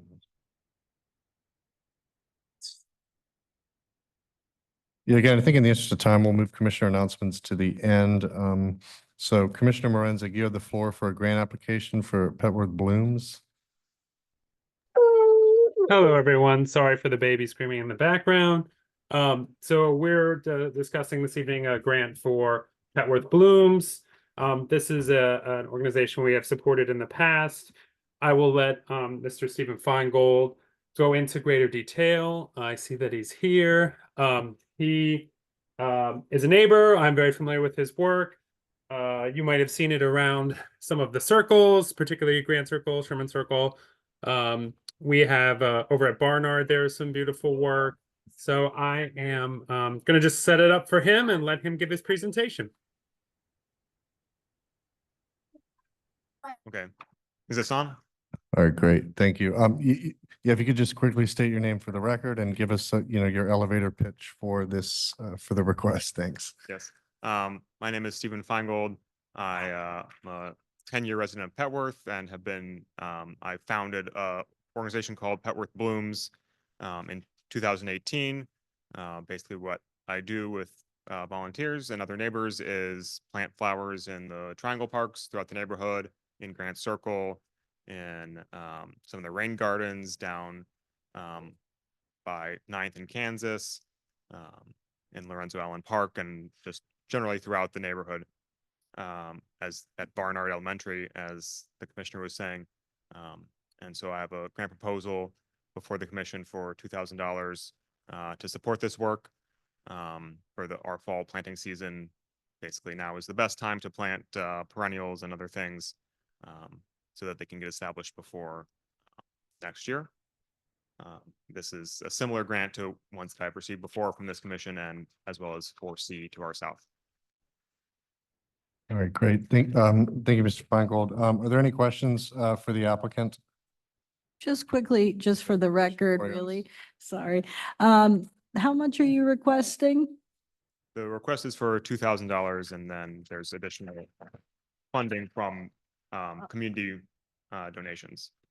And this time around, again, we are personally, I appreciate everything you do to beautify our neighborhood, especially Lorenzo Allen Park. Are there plans to expand within 4D as well, or are we focused primarily on, because there are vast numbers, I'm just, asking out of curiosity. Yeah, so I mean, I focus within kind of areas that I have interest in. Obviously, if a community member comes forward and is willing to put in time and effort and raise their own donations or anything like that. Certainly interested in expanding to new areas, but right now focused on Lorenzo Allen Park. We've made some larger beds that need to be filled in. The garden at Barnard is relatively new in the last year. But yeah, so in general, focusing on really establishing more density where we already are working. Mr. Pinckney. Yes, good evening. Hi, nice to see you again, sir. Last year, when we reviewed your application, we spoke generally about, the grant, and the grant is to be used, the monies to be used for the benefit of all 4D. And you and I spoke, and I think Commissioner CC was also in attendance about like 4D01, where we could really use some beautification. And you said that maybe we could go around and see some spaces. My concern is, well, now there are, what are they called? The ones that grow every year, perennials or something. They don't just die and go away. So some of those places grow and come back, which is good, but we keep beautifying the same general area. So it's kind of skewed when it comes to getting the money each time. So I'm wondering, is there a way maybe in the future that you could look at other parts of 4D? Specifically, I'm talking about 4D01, because we could really use some of that beautification and to see some flowers in our neighborhood. Also because, our atmosphere, what goes on, it could make somebody's life better looking out their window. All right, great. Yeah, thank you, Joy. I guess I'm asking for a response. Yeah, I mean, Yeah. I certainly agree that there are areas in 4001 that could use benefit. It is the start of the fiscal year, so there's lots of money for any other groups who would be interested in applying for this kind of funding. I know there's a group at the Friends of Emory Recreation Center that would certainly be eligible for such a grant if they wished. Okay. So you're saying that your company is only going to beautify that part, that area of 4D. So the funds you're getting from us are not going to be utilized throughout 4D as mandated in the money we give. You're telling me that you're not going to do it, but we can get somebody else to come do it. Or can you look at different sites and still utilize the money for that? Again, I just have want- limited resources. I'm able to focus on only so many areas. I focus both in 4C and in 4D. I can't do all of 4C. I don't really do west of Georgia Avenue generally in 4C, and that's not been a problem with that commission. And again, here I focus on areas that I'm familiar with and that I am able to handle with the number of volunteers that I have and with my own time. This is a passion project of mine. It's not my job, nothing like that. So I appreciate your enthusiasm for supporting your part of the neighborhood. And I would really encourage you to reach out to some of your neighbors who might be interested in helping. Well, sir, I'm sorry, this commission, in order for you to get the money in general is supposed to be utilized to benefit all members. Joy, if you could just wrap it up real quick, please. No, I mean, I want to know because last year. Point of order. Yeah, point of order. I mean, Why? if Commissioner Why? doesn't I want to I'm vote for sorry. it, she doesn't have to. We have to move through If it. I may speak, I have a point of order I would Guys. like to point out. Okay, Commissioner Bell. Point real of quick, please. order, I believe trumps everything else, if I may. Okay, you have the floor. Let's go. Point of order, the commissioner is mistaken on the rules. The rules have changed. The ANC has made this very clear in emails to us. Our grants do not and are not required to benefit the entire ward. Yes, thank you. That is not the case. So I just wanted to clarify that. Okay, and I understand that. That's not what I'm talking about. When he Okay, got Joy, same. Joy, I Wait think, a minute, Joy, hold on a second. You all because no. I've Isn't spoken this to the Asim about the this. commission's business This is a part of the commission's business and spending. the Commissioner money- Bacon, we are gonna run out of time for business. No, no, Yeah. no, no, we're Please, not. If y'all please. stop interrupting me. Okay, No, I understand. I George, am please, for, you've had the floor now for like I 4 am minutes. for him getting the money. My question was, for future, I said, would he consider, like we talked about last year, helping some of the other neighborhoods in the area become beautified, just You don't as have to what answer we live that. Yeah. Joey, But he if they don't answered have that to and do it, articulated how then to do that's it. okay. Okay, you know what? I relinquish the floor. I see. Okay. All right. Thank you, Joy. All right. Yeah. Thank you, sir. You don't have to necessarily respond to that. Just to tie the loop, I do think Joy's point is salient in that, you know, it would be nice if you could holistically look at all the areas, but thank you, Commissioner Bell, for correcting, you know, you jumped ahead and I appreciate that because I did want to correct that misinformed statement. It doesn't have to be spread around, but it would be nice, right? So like, you know, if you could think about that and when you come before this body, which, you know, it may look a little bit like this, some of us aren't going to be here in a couple of months, but if you could just, you know, kind of weave that into the narrative that, you know, all the areas were looked at, because I think Joy does have a good point. You know, it would be nice to see, you know, cast the seeds, you know, so to speak, you know, throughout the whole area. And it would be nice to know that the monies are going to those things. But, you know, we understand that you don't have to do it, but it would be cool. Commissioner Morenzik. Yeah, I would just to say, you know, Mr. Feingold has volunteers that help him with other areas. I would encourage everyone who wants that expansion to also volunteer their time. But with that, I would move that we approve the application as written. Okay. All right, great. Yeah, and we're actually going to take the vote on that, Commissioner Morenzik, towards the end. So I appreciate that. Commissioner George, let's talk about the resolution for DDOT bus priority. Do you have something you're going to share? Or is it just? I don't have anything to share, although I'm happy to put Yeah. the draft resolution up on the screen. Okay, hold on one sec. Commissioner Bell, do you still have a question or is your hand raised from before? It was because my point of order was separate. I have not made comment. I just wanted to say thank you for as someone who's not living in your and not work that your project would not directly affect. I just wanted to voice my support and thank you so much for all your work on this on the grant. Yeah. All right, great. Commissioner Weigel, did you have a point? Is there anything holding our commission back from just making this reoccurring so he doesn't need to make future applications each time? That's No. already been done. That's No, it already hasn't. been Hold done. on, Joy. Hold on, Joy. So instead of it like every 6 months, there's a certain amount that we have that matches up with planning cycles and when there's a need for it. I don't know if there's a mechanism or. Actually, can I interject quickly? Okay. There is a mechanism to do that, and that's part of the budget discussion. That will seems be like the happening. easiest way to make sure that we're equitable for the entire district, like for all of 4D, that if we can recur and do this consistently, that we would be able to cover all the bases.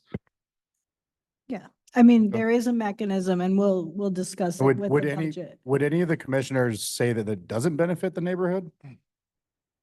I don't think know we if can we move can get into back and forth per se, but I think that I think this there's is a general consensus that it does. We all agree that it does. I think we would need to approve something in the next budget Okay. to be Okay. a recurring expenditure. So that's what I'm saying. We'll discuss it with our next budget. Yeah, because for those who have just joined or who've been with us the whole evening, you know, we're going to be having a special public meeting here in a couple of days, because in a couple of weeks, well, yeah, I mean, there's only 2 weeks left in the month. So, you know, in between now and the end of the month, we're going to be holding an extra public meeting. And so, you know, there will be more to discuss about some things. And it sounds like this may make its way back to the table.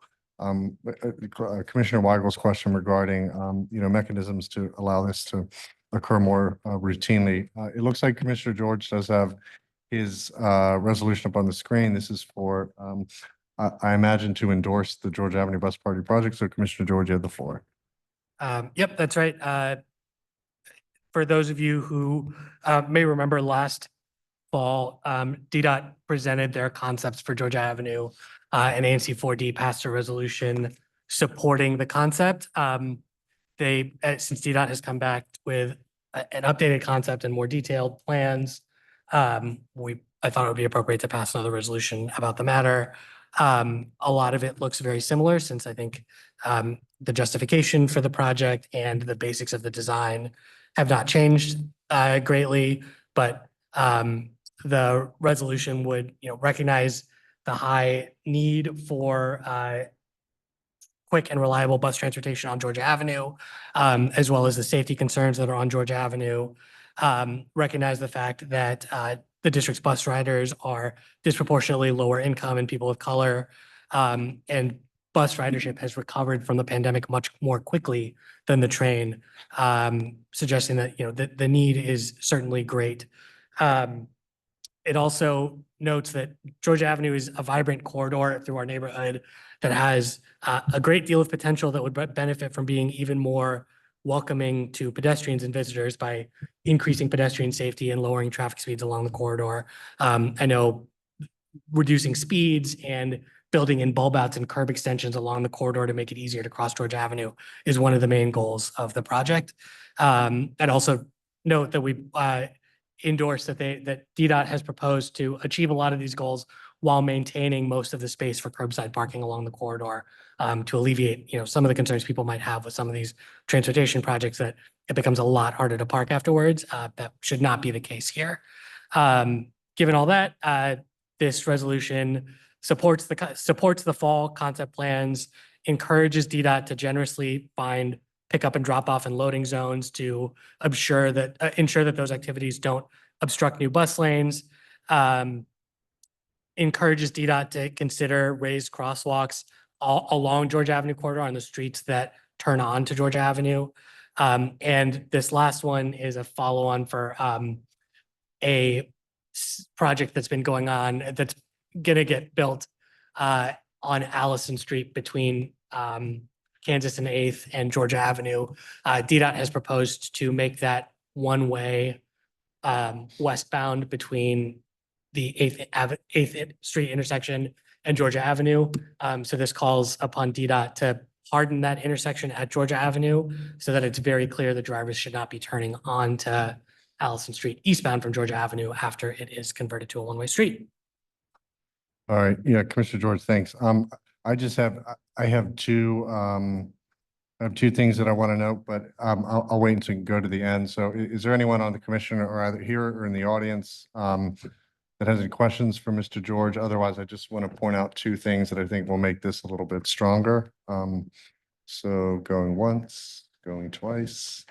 Okay, if you could just pull back up that motion. I support 99.9% of it, but I want us to be careful about being overly prescriptive about certain treatments, countermeasures, remedies, whatever you want to refer to them as. And can you explain a little bit about this raised intersection? Because, there's guidance from a number of transportation agencies on like where these belong. And I don't know that you're going to see it recommended on like a major thoroughfare. And that's because of the turning operations and clearance of the buses, because especially the longer buses, they can actually get teeter-tottered. So if you could just explain that a little bit. Sure. And then the second one was I would respectfully request that we change the word generously to appropriately or proportionately, because generous is a little bit too subjective. And I think that it may give them the idea that we want it everywhere all the time. And, we have to be diligent with how we manage the curbside. And so DDOT are the experts, and I would leave it up to them to determine where it goes as long as it's proportionate and appropriate. So if you could just remind us about the raised intersection and what that means. Sure. So if you have ideas for how to phrase this better, I am not talking about raised crosswalks across Georgia Avenue. Okay, yeah. I'm aware that that's not an appropriate design for an arterial. Got it. It's requesting raised crosswalks Mhm. on the streets that intersect Georgia Avenue. So for example, across Allison Street or across Got it. Webster, Okay. as cars are turning on and off Georgia Avenue to slow speeds, but also make pedestrians more visible and protected as Got they're it. crossing the streets parallel to Georgia Avenue. Okay, so then would you be, not to be pedantic here, but would you be opposed to just some language tweaking? So DDOT to consider the provision of traffic calming countermeasures such as raised crosswalks and others as deemed appropriate by, the Director of DDOT or something, because I'm just, there's other tools in the toolbox, and if we just say raise crosswalks, they may get hung up on that. And, there's other things like curb extensions or painting curb extensions or, Those things are already in it though. okay. All right, yeah, And you were suggesting generously to appropriately. yeah. I think that I have no concerns with that. Okay, thanks. All right, cool. Other than that, I'd entertain a motion. Well, yeah, we're gonna do that at the end, actually, because we need to get into 40 candidate intros. But yeah, this looks good, and thank you for writing this. It's nice to see the street kind of move along in a way that we've been advocating for the last 2 years, and I think that this resolution will get us closer to a Georgia Avenue that's safe enough, whether you're, 8 or 80. So, all right, we're going to move on to one of the later items in here. This is item 11, and so we're going to start with the gentlelady, Miss Pinckney, in 4001. Looks like there's about 10 of us, 10 of y'all. So if you could just keep it to a minute. Joy, you have the floor. Thank you. This is Okay. candidate in for the upcoming voting. For Yes. ANC. Thanks. Good evening. I am the incumbent. This time, unfortunately, my signatures were challenged, but rightfully so. So a couple of my people are here from other states, and so their voting is in other states. But I will be running for the opportunity to serve 4001 for another 2 years to complete the projects that I've started, and it will be a write-in campaign. So you will see my name and where to put it soon. And if you have any questions, as usual, I'll be happy to speak to you personally. Just give me a call. My number and email are on the website. Thank you. Abel? I should come on camera for this, for sure. Hi, everyone. My name is Abel Amene, and I am the incumbent here, but also running again. I will be mostly focusing on my SMD, which has quite a few issues when it comes to. I'm going to continue to focus on the alley systems around my SMD. It has a lot of accumulating trash and seems to get the least amount of service. I think our whole entire ANC gets a lot of, doesn't get enough attention from DPW and other services. I'm going to be focused on that. I'm going to be focused on land use and what we use the land that is available on to ensure that we get basic services. I want to make sure we have a library. That's something that we have all focused on. But I also want to make sure we have a grocery store and access to food. We have a beautiful neighborhood, but yeah, we don't have resources like that. So I'm going to be focusing on that. So thank you all for considering voting for me. And I'm excited to work with everybody that's coming on new. Yeah, thank you, Commissioner Bell, for that. Before Mrs. Blewett or before Ms. Brandy goes up, I just wanted to let the folks know that are here and who aren't incumbents. If when you start, if you could just state your name and obviously why, for the record, but also if you could just tell us a little bit about why you're running. And as Abel and Joy have done, heretofore, just letting folks know, what some of the things you want to focus on. With that, I'll hand it over to Ms. Brandy. Brandy, you have the floor.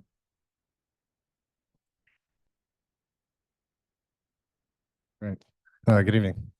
Good evening. Is this on? Okay. Yep. Good evening, everyone. Thank you for the opportunity. My name is Brendy Blewett. I live in the 800 block of Kennedy Street, and I decided to run for ANC because I'm passionate about making our community better and safer. For me particularly, I'm very passionate about public safety. I have had my car broken into twice this year, parked right in front of my building on Kennedy Street. So that is a very big passion of mine, to continue to make sure that our community is safe. And also love seeing the presentation from DDOT about changes to Georgia Avenue corridor with the buses.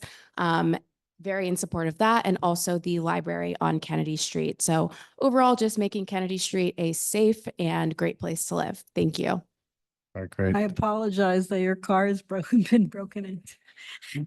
All right, thank you, Ms. Brendy. We'll have to connect because it looks like you'll be taking over my SMD. So nice to see you personally. And next up is Mrs. Brangan Brider. She is one of two folks running. Oh, sorry, that was no. She's one of two folks running for 4D04. So it's one of three contested elections in 4D. So Ms. Megan, you have the floor.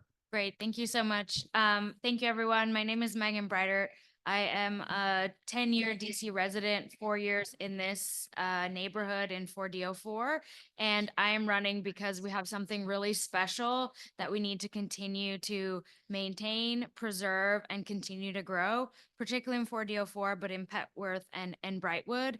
This is the first time in all my years in DC that I know all my neighbors. And so I want to continue that with the community that we have built, number one. And number two, want to continue to focus on safety in the community, and knowing that that includes everyone from our young families to our young children, all the way to our elders and seniors in the community.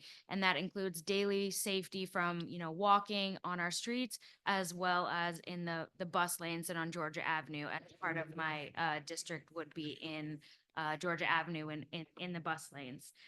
So thank you very much for your time, and certainly reach out if you have any other questions. All right, thank you, Ms. Megan. Next up is also running for 4D04, Ms. Cava, Eliza Cava. Hi, everyone. Can you hear me? Ms. Cava, you have the floor. We can hear it. Great. Hello, my name is Eliza Cava, and I live in the 800 block of Delafield Place Northwest. I've lived here for 12 years, with another year in DC prior to that. Like Megan, it's a joy to know nearly all my neighbors, and I'm excited to get to know more. I'm running because I saw that the ballot line is open for a write-in candidate. And I'm really excited about bringing neighbors together. Spanish language access for our Spanish-speaking neighbors is something that's very important to me. And in my role as the vice president of the PTA at Barnard Elementary for the last year and change, that's something I've been working on, making sure that all of our meetings are interpreted and our materials go out bilingually. I also serve on the executive committee of the DC Sierra Club, and have a lot of experience advocating before district and other regional governments on behalf of important issues, mostly environmental ones, but also all sorts of things like housing and lead pipes. And so I'd be interested in pursuing those issues further, like public safety in terms of biking and walking, and taking the bus faster on the corridor. I think is a terrific thing for the ANC to work on. I'm also really interested in a couple of specific things like our alleys, mosquito breeding populations, and rats. Since Dr. Fauci got West Nile virus and said he was the sickest he's ever been in his life from here in DC mosquito, I really think that's something that is a huge issue in our neighborhoods as the summers are getting hotter. We want to be able to continue to be outside. Thank you. I appreciate the opportunity. Yep, thank you very much. Commissioner Morenzik, 4D05. Again, this is also a contested race. So first up is the incumbent Commissioner Morenzik. You have the floor. Thank you, everyone. Thank you, fellow commissioners. My name is Stephen Morenzik. I'm 4D05. I live on 4th in between Crittenden and Decatur. I've been in the neighborhood since 2008, so over 15 years now. I have 2 kids in the school system. They're young, so you see me walking around with them. I've seen the neighborhood change in the long time that I've been here, and I also, you've heard some main key points that I am interested in. Rats, that's what got me involved in the ANC to begin with. Alley cleaning is also along with that. I work for the DC Office of the People's Council. I'm an attorney there, so I'm a firm believer in getting the city services to work for its people. So I like to be a liaison between the city and our neighborhood. So I continue to hope to serve everyone, and feel free to stop on by if you ever need anything. All right, great. Thank you, Stephen. Next up for 4D05, again, this one is contested. We have Len Rem. Mr. Rem. Know that he's here. I don't see him online or in the room. Going once, going twice. Next up is 4006, Storian Dimitrov. You have the floor, Storian. Storian? Okay, Mr. Dimitrov is not here. If he comes back, or Mr. Rem, we'll gladly give them the floor for a minute. The next, in which is also the final contested race, but not the final race, is between Miss Emma Treat and Miss Baker. So Miss Treat, you have the floor, 4007.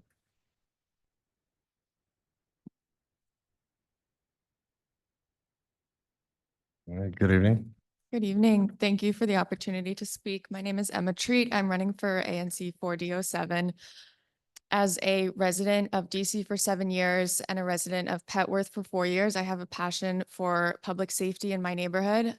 I've been a renter. I've been a student in DC. I've navigated the public benefit system, and I work regularly with people who are underrepresented in DC. I'm interested in a number of initiatives and efforts, including affordable housing across 4D. I've been endorsed by DC YIMBYs and Greater Washington. I'm also interested in doing all that I can to see to the Taylor Street corridor to get its proper bike lanes and what their residents need for safety. And I am very interested and passionate about the Georgia Priority Bus Project, as well as a daily bus rider. Thank you for letting me speak. Yeah, of course. Thank you. All right, next up is Miss Baker. Hi there. Can everyone hear me? Yeah, thanks, Kayla. You have the floor. All right, wonderful. Thank you. So good evening, everybody. I'm Kayla D. Baker. Pronouns are she and her. I am running for 4D07 because there's this issues like the work of doing community and economic development is something that's really important to me. I'm a small business owner, and I've been running my own economic justice consulting practice for about 3 years now. I'm a subject matter expert in small business, climate resilience, and affordable housing, including building the city's first nationally recognized program centering real estate developers of color. So have a lot of expertise around particularly issues of equity, racial inequity, racial justice, as well as looking at culturally and linguistically appropriate centered communications. So I'll drop my information in the chat, including my website, but I'm really focusing on prioritizing all voices and making sure everybody has voices are heard and everyone has a seat at the table. Thank you. All right, thank you, Ms. Baker. Next and last up, certainly not least, is Ms. Kaufman, Jen Kaufman. If you're here okay, she's here in the room. All right, Ms. Kaufman, you have the floor. Hello, my name's Jen Kaufman. My pronouns are she, her, yeah. I am running for 4008 right here. I'm running because I really care about community access. I look up to former Commissioner Bowser, who had this wonderful newsletter and really helped to bring the issues to our neighbors, many of whom aren't necessarily using the internet, using their laptops to stay abreast of what's happening, want to make it as easy as possible for people to access what's happening, to know what's going on in their community, and bring back that really incredible resource for my neighbors. Additionally, public safety is something that I'm very passionate about. My daughter's scoutmate was killed in a crosswalk a few years ago, and really concerned about the ability for our kids to just be kids and for people to cross the street safely, and ensuring that there are community-based solutions to addressing public safety that really balances equity, community voices and perspectives, and safety. So thank you so much. My name's Jen Kaufman. My website is jenkaufman.com, and I live on the 5400 block of Kansas. Thanks so much. All right, great. Thanks, Ms. Kaufman. You said it's jenkaufman.com. So is your website? Okay, great. I'll put that in the chat. All right. Yeah, before we go to community comment, is there anyone on the commissioner in the room that wants to address either of the 9 or 10 speakers? Now would be the time. Going once, going twice. Oh, just one Oh, quick, Commissioner quick, Cordialis. yes, very quick. So, and I basically, similar to Commissioner Pinckney, in terms of, administrative signature error, I don't want to say kicked off the ballot, but that's basically what happened. But I do appreciate, both Megan and Eliza running. I think sometimes whatever's meant to happen will happen. I won't be going anywhere, I guess, you never know in life, but it's been an honor. I ran for this 3 times, so the third time was the charm, I guess.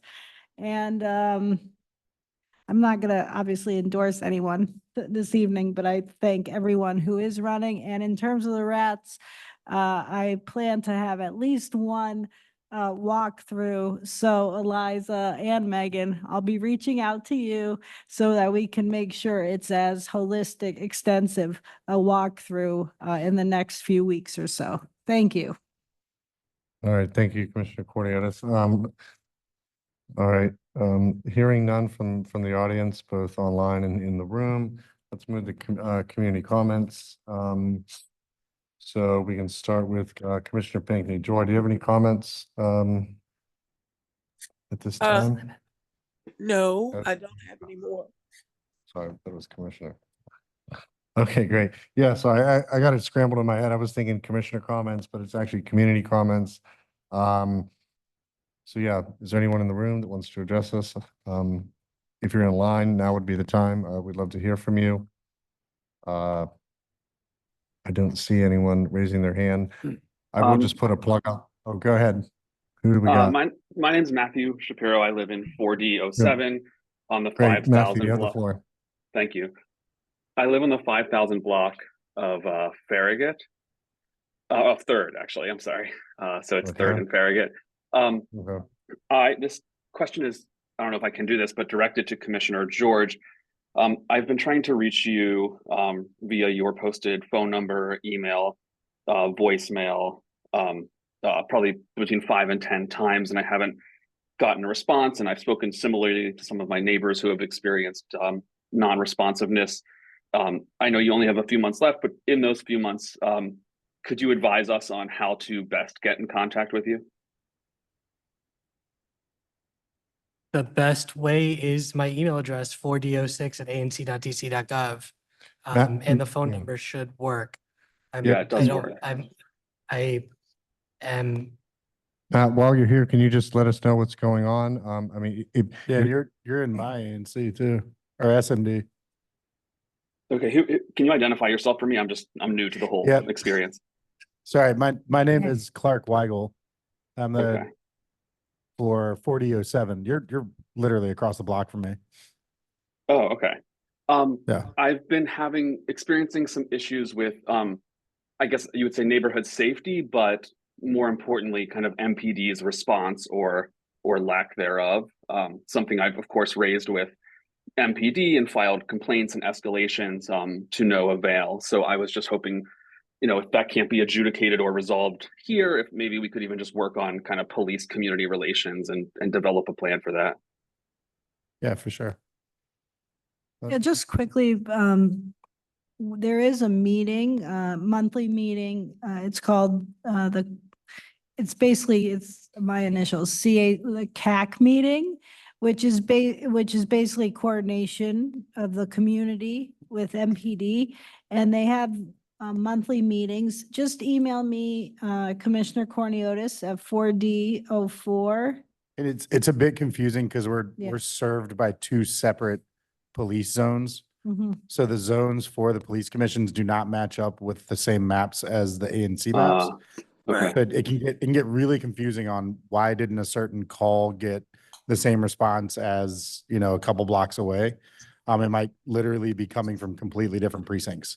Okay. So going to those community meetings and meeting, especially like the 4th Ward captain, and just like that's really the best place to voice your concerns for public safety issues, to get immediate feedback or data, or like what is the thought process on what's going on with Metro Police Department currently. Okay. Yeah, And so just put your email in the, in the chat and I will email you the information. okay, I'll do that right now. And maybe I was confused. Who is my current commissioner? Is that Jay Weigel or is it? It's me. Okay, Matt, so maybe Matthew, what's your physical address? Because you're sort of at the cross. yeah, it's You're sort of at the 5000 3rd Street Northwest. Okay. All right. Yeah, it sounds like you're with Clark Weigel, but yeah, go ahead and put your email in the chat and we'll get a hold Okay. of you. So then maybe can my question be addressed by Clark Weigel then with respect to the best way to get a response to messages? Well, I think it just told you, we're saying, give us your Yeah, email. I'm going to keep a keen eye out for any more correspondence from you. Mhm. Going to 4D07@anc.dc.gov. You can also come right around the block. I'm at 5014 4th Street. There's a bunch of witch hats on the front porch. They'll help you find it. But if you want to talk in person, we can do that too. Or put a note on the Okay. door. Whatever Okay, you and so prefer. and so if my neighbors ask me, then I'll just tell them to send the same to that email address. That's the best way. Absolutely. Yeah. Okay. Thank you. Yeah, Matt, and I will just say that, attending some of those MPD meetings also helps you understand how the agency operates. And, like it may seem like kind of common sense to all of us how police should or shouldn't operate, but, by sitting in on these meetings, you actually learn the nuances of, why, for instance, they can't have 3 cars at one intersection, things like that. And so get with Clark. Thanks for coming. Is there anyone else that wants to put a plug in for something, whether on the commission or in the audience? I have one thing I wanted to note. And so hearing none, I will say I heard this on the news today and it kind of freaked me out because I recently ate something from one of the stores that's impacted. So there's a listeria outbreak and it encompasses a lot of different food. I'm going to put the link into the chat, but if you've eaten any of these items within the last couple of weeks, you should probably talk to a doctor. And it's a 343-page document, but if there's instructions up at the top about how to best search through it, you're using the Control F feature. But we do have someone in the room that wanted to get in the room. I don't know if you saw that, but yeah, if you've had any, frozen or prepared meals primarily involving chicken from places like Trader Joe's, you probably want to check this list out because it's, like I said, it's 343 pages. Take a look. So with that, we're going to vote on the way we operate here is we take our votes up at the end of the commission on some of these items. Robert Rules allows for flexibility like that. So item 13 is votes business before the commission. So there's 5 items, approval of the consent agenda. Are we voting on B and C? Yeah, I think we approved the consent agenda already. Okay, we already approved the consent agenda. So there's quarterly 3 and quarterly 4 financial reports. There's a grant application for Petworth Blooms and a DDOT bus priority resolution. So do I hear a motion to approve? We're gonna do each one for record's sake. The quarterly financial report, do I have a motion to approve that as presented? Q3. I'll make the motion. All right, we got a motion by Commissioner Weigel. Do I have a second? Second. All right, second by Commissioner Warrensick. All those in favor, please say aye. Aye. Mm, There's a okay, roll yeah, call. sorry, Mr. Secretary is reminding me we should just do a roll call vote to make it easier. So, call the roll.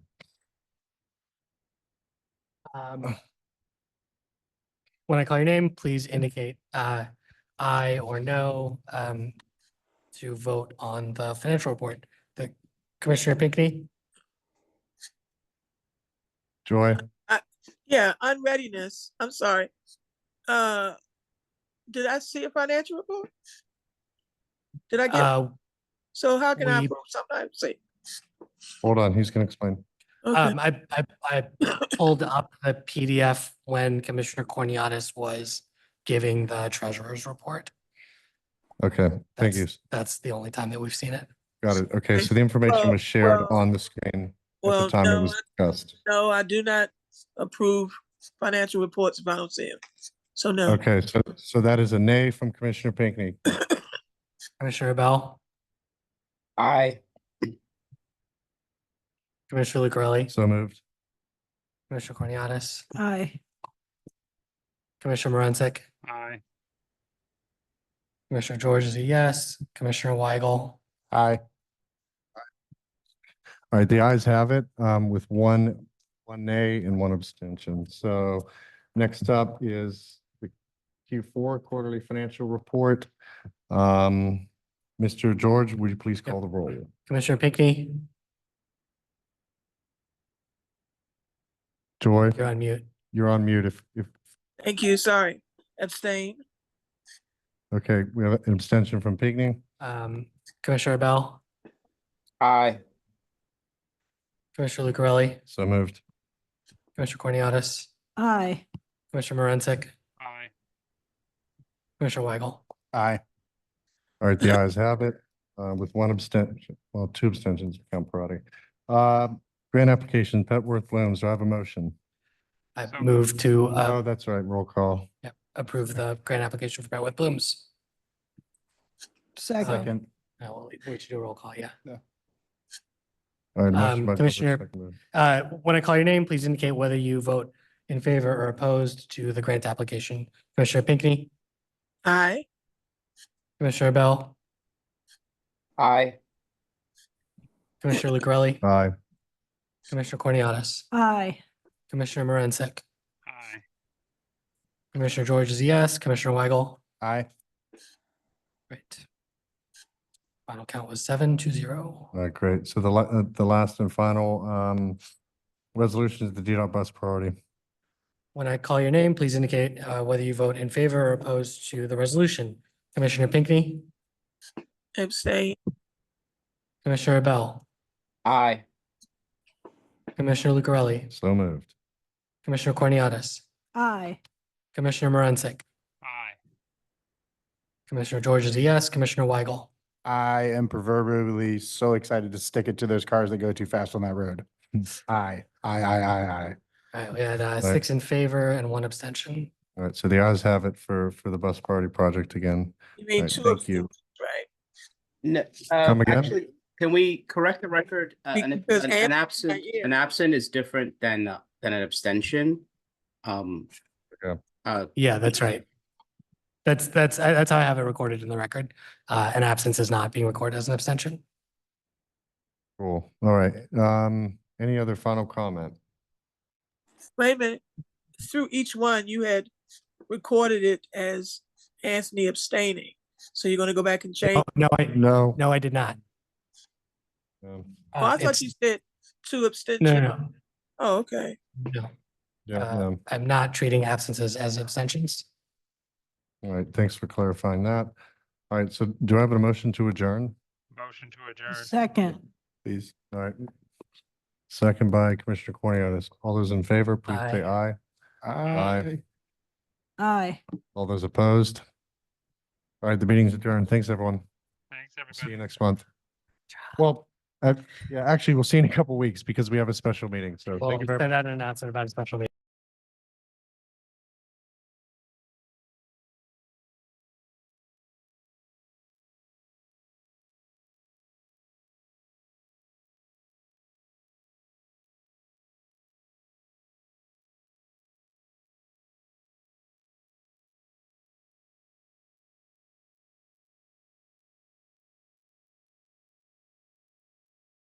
Emmanuel, are you still on this call?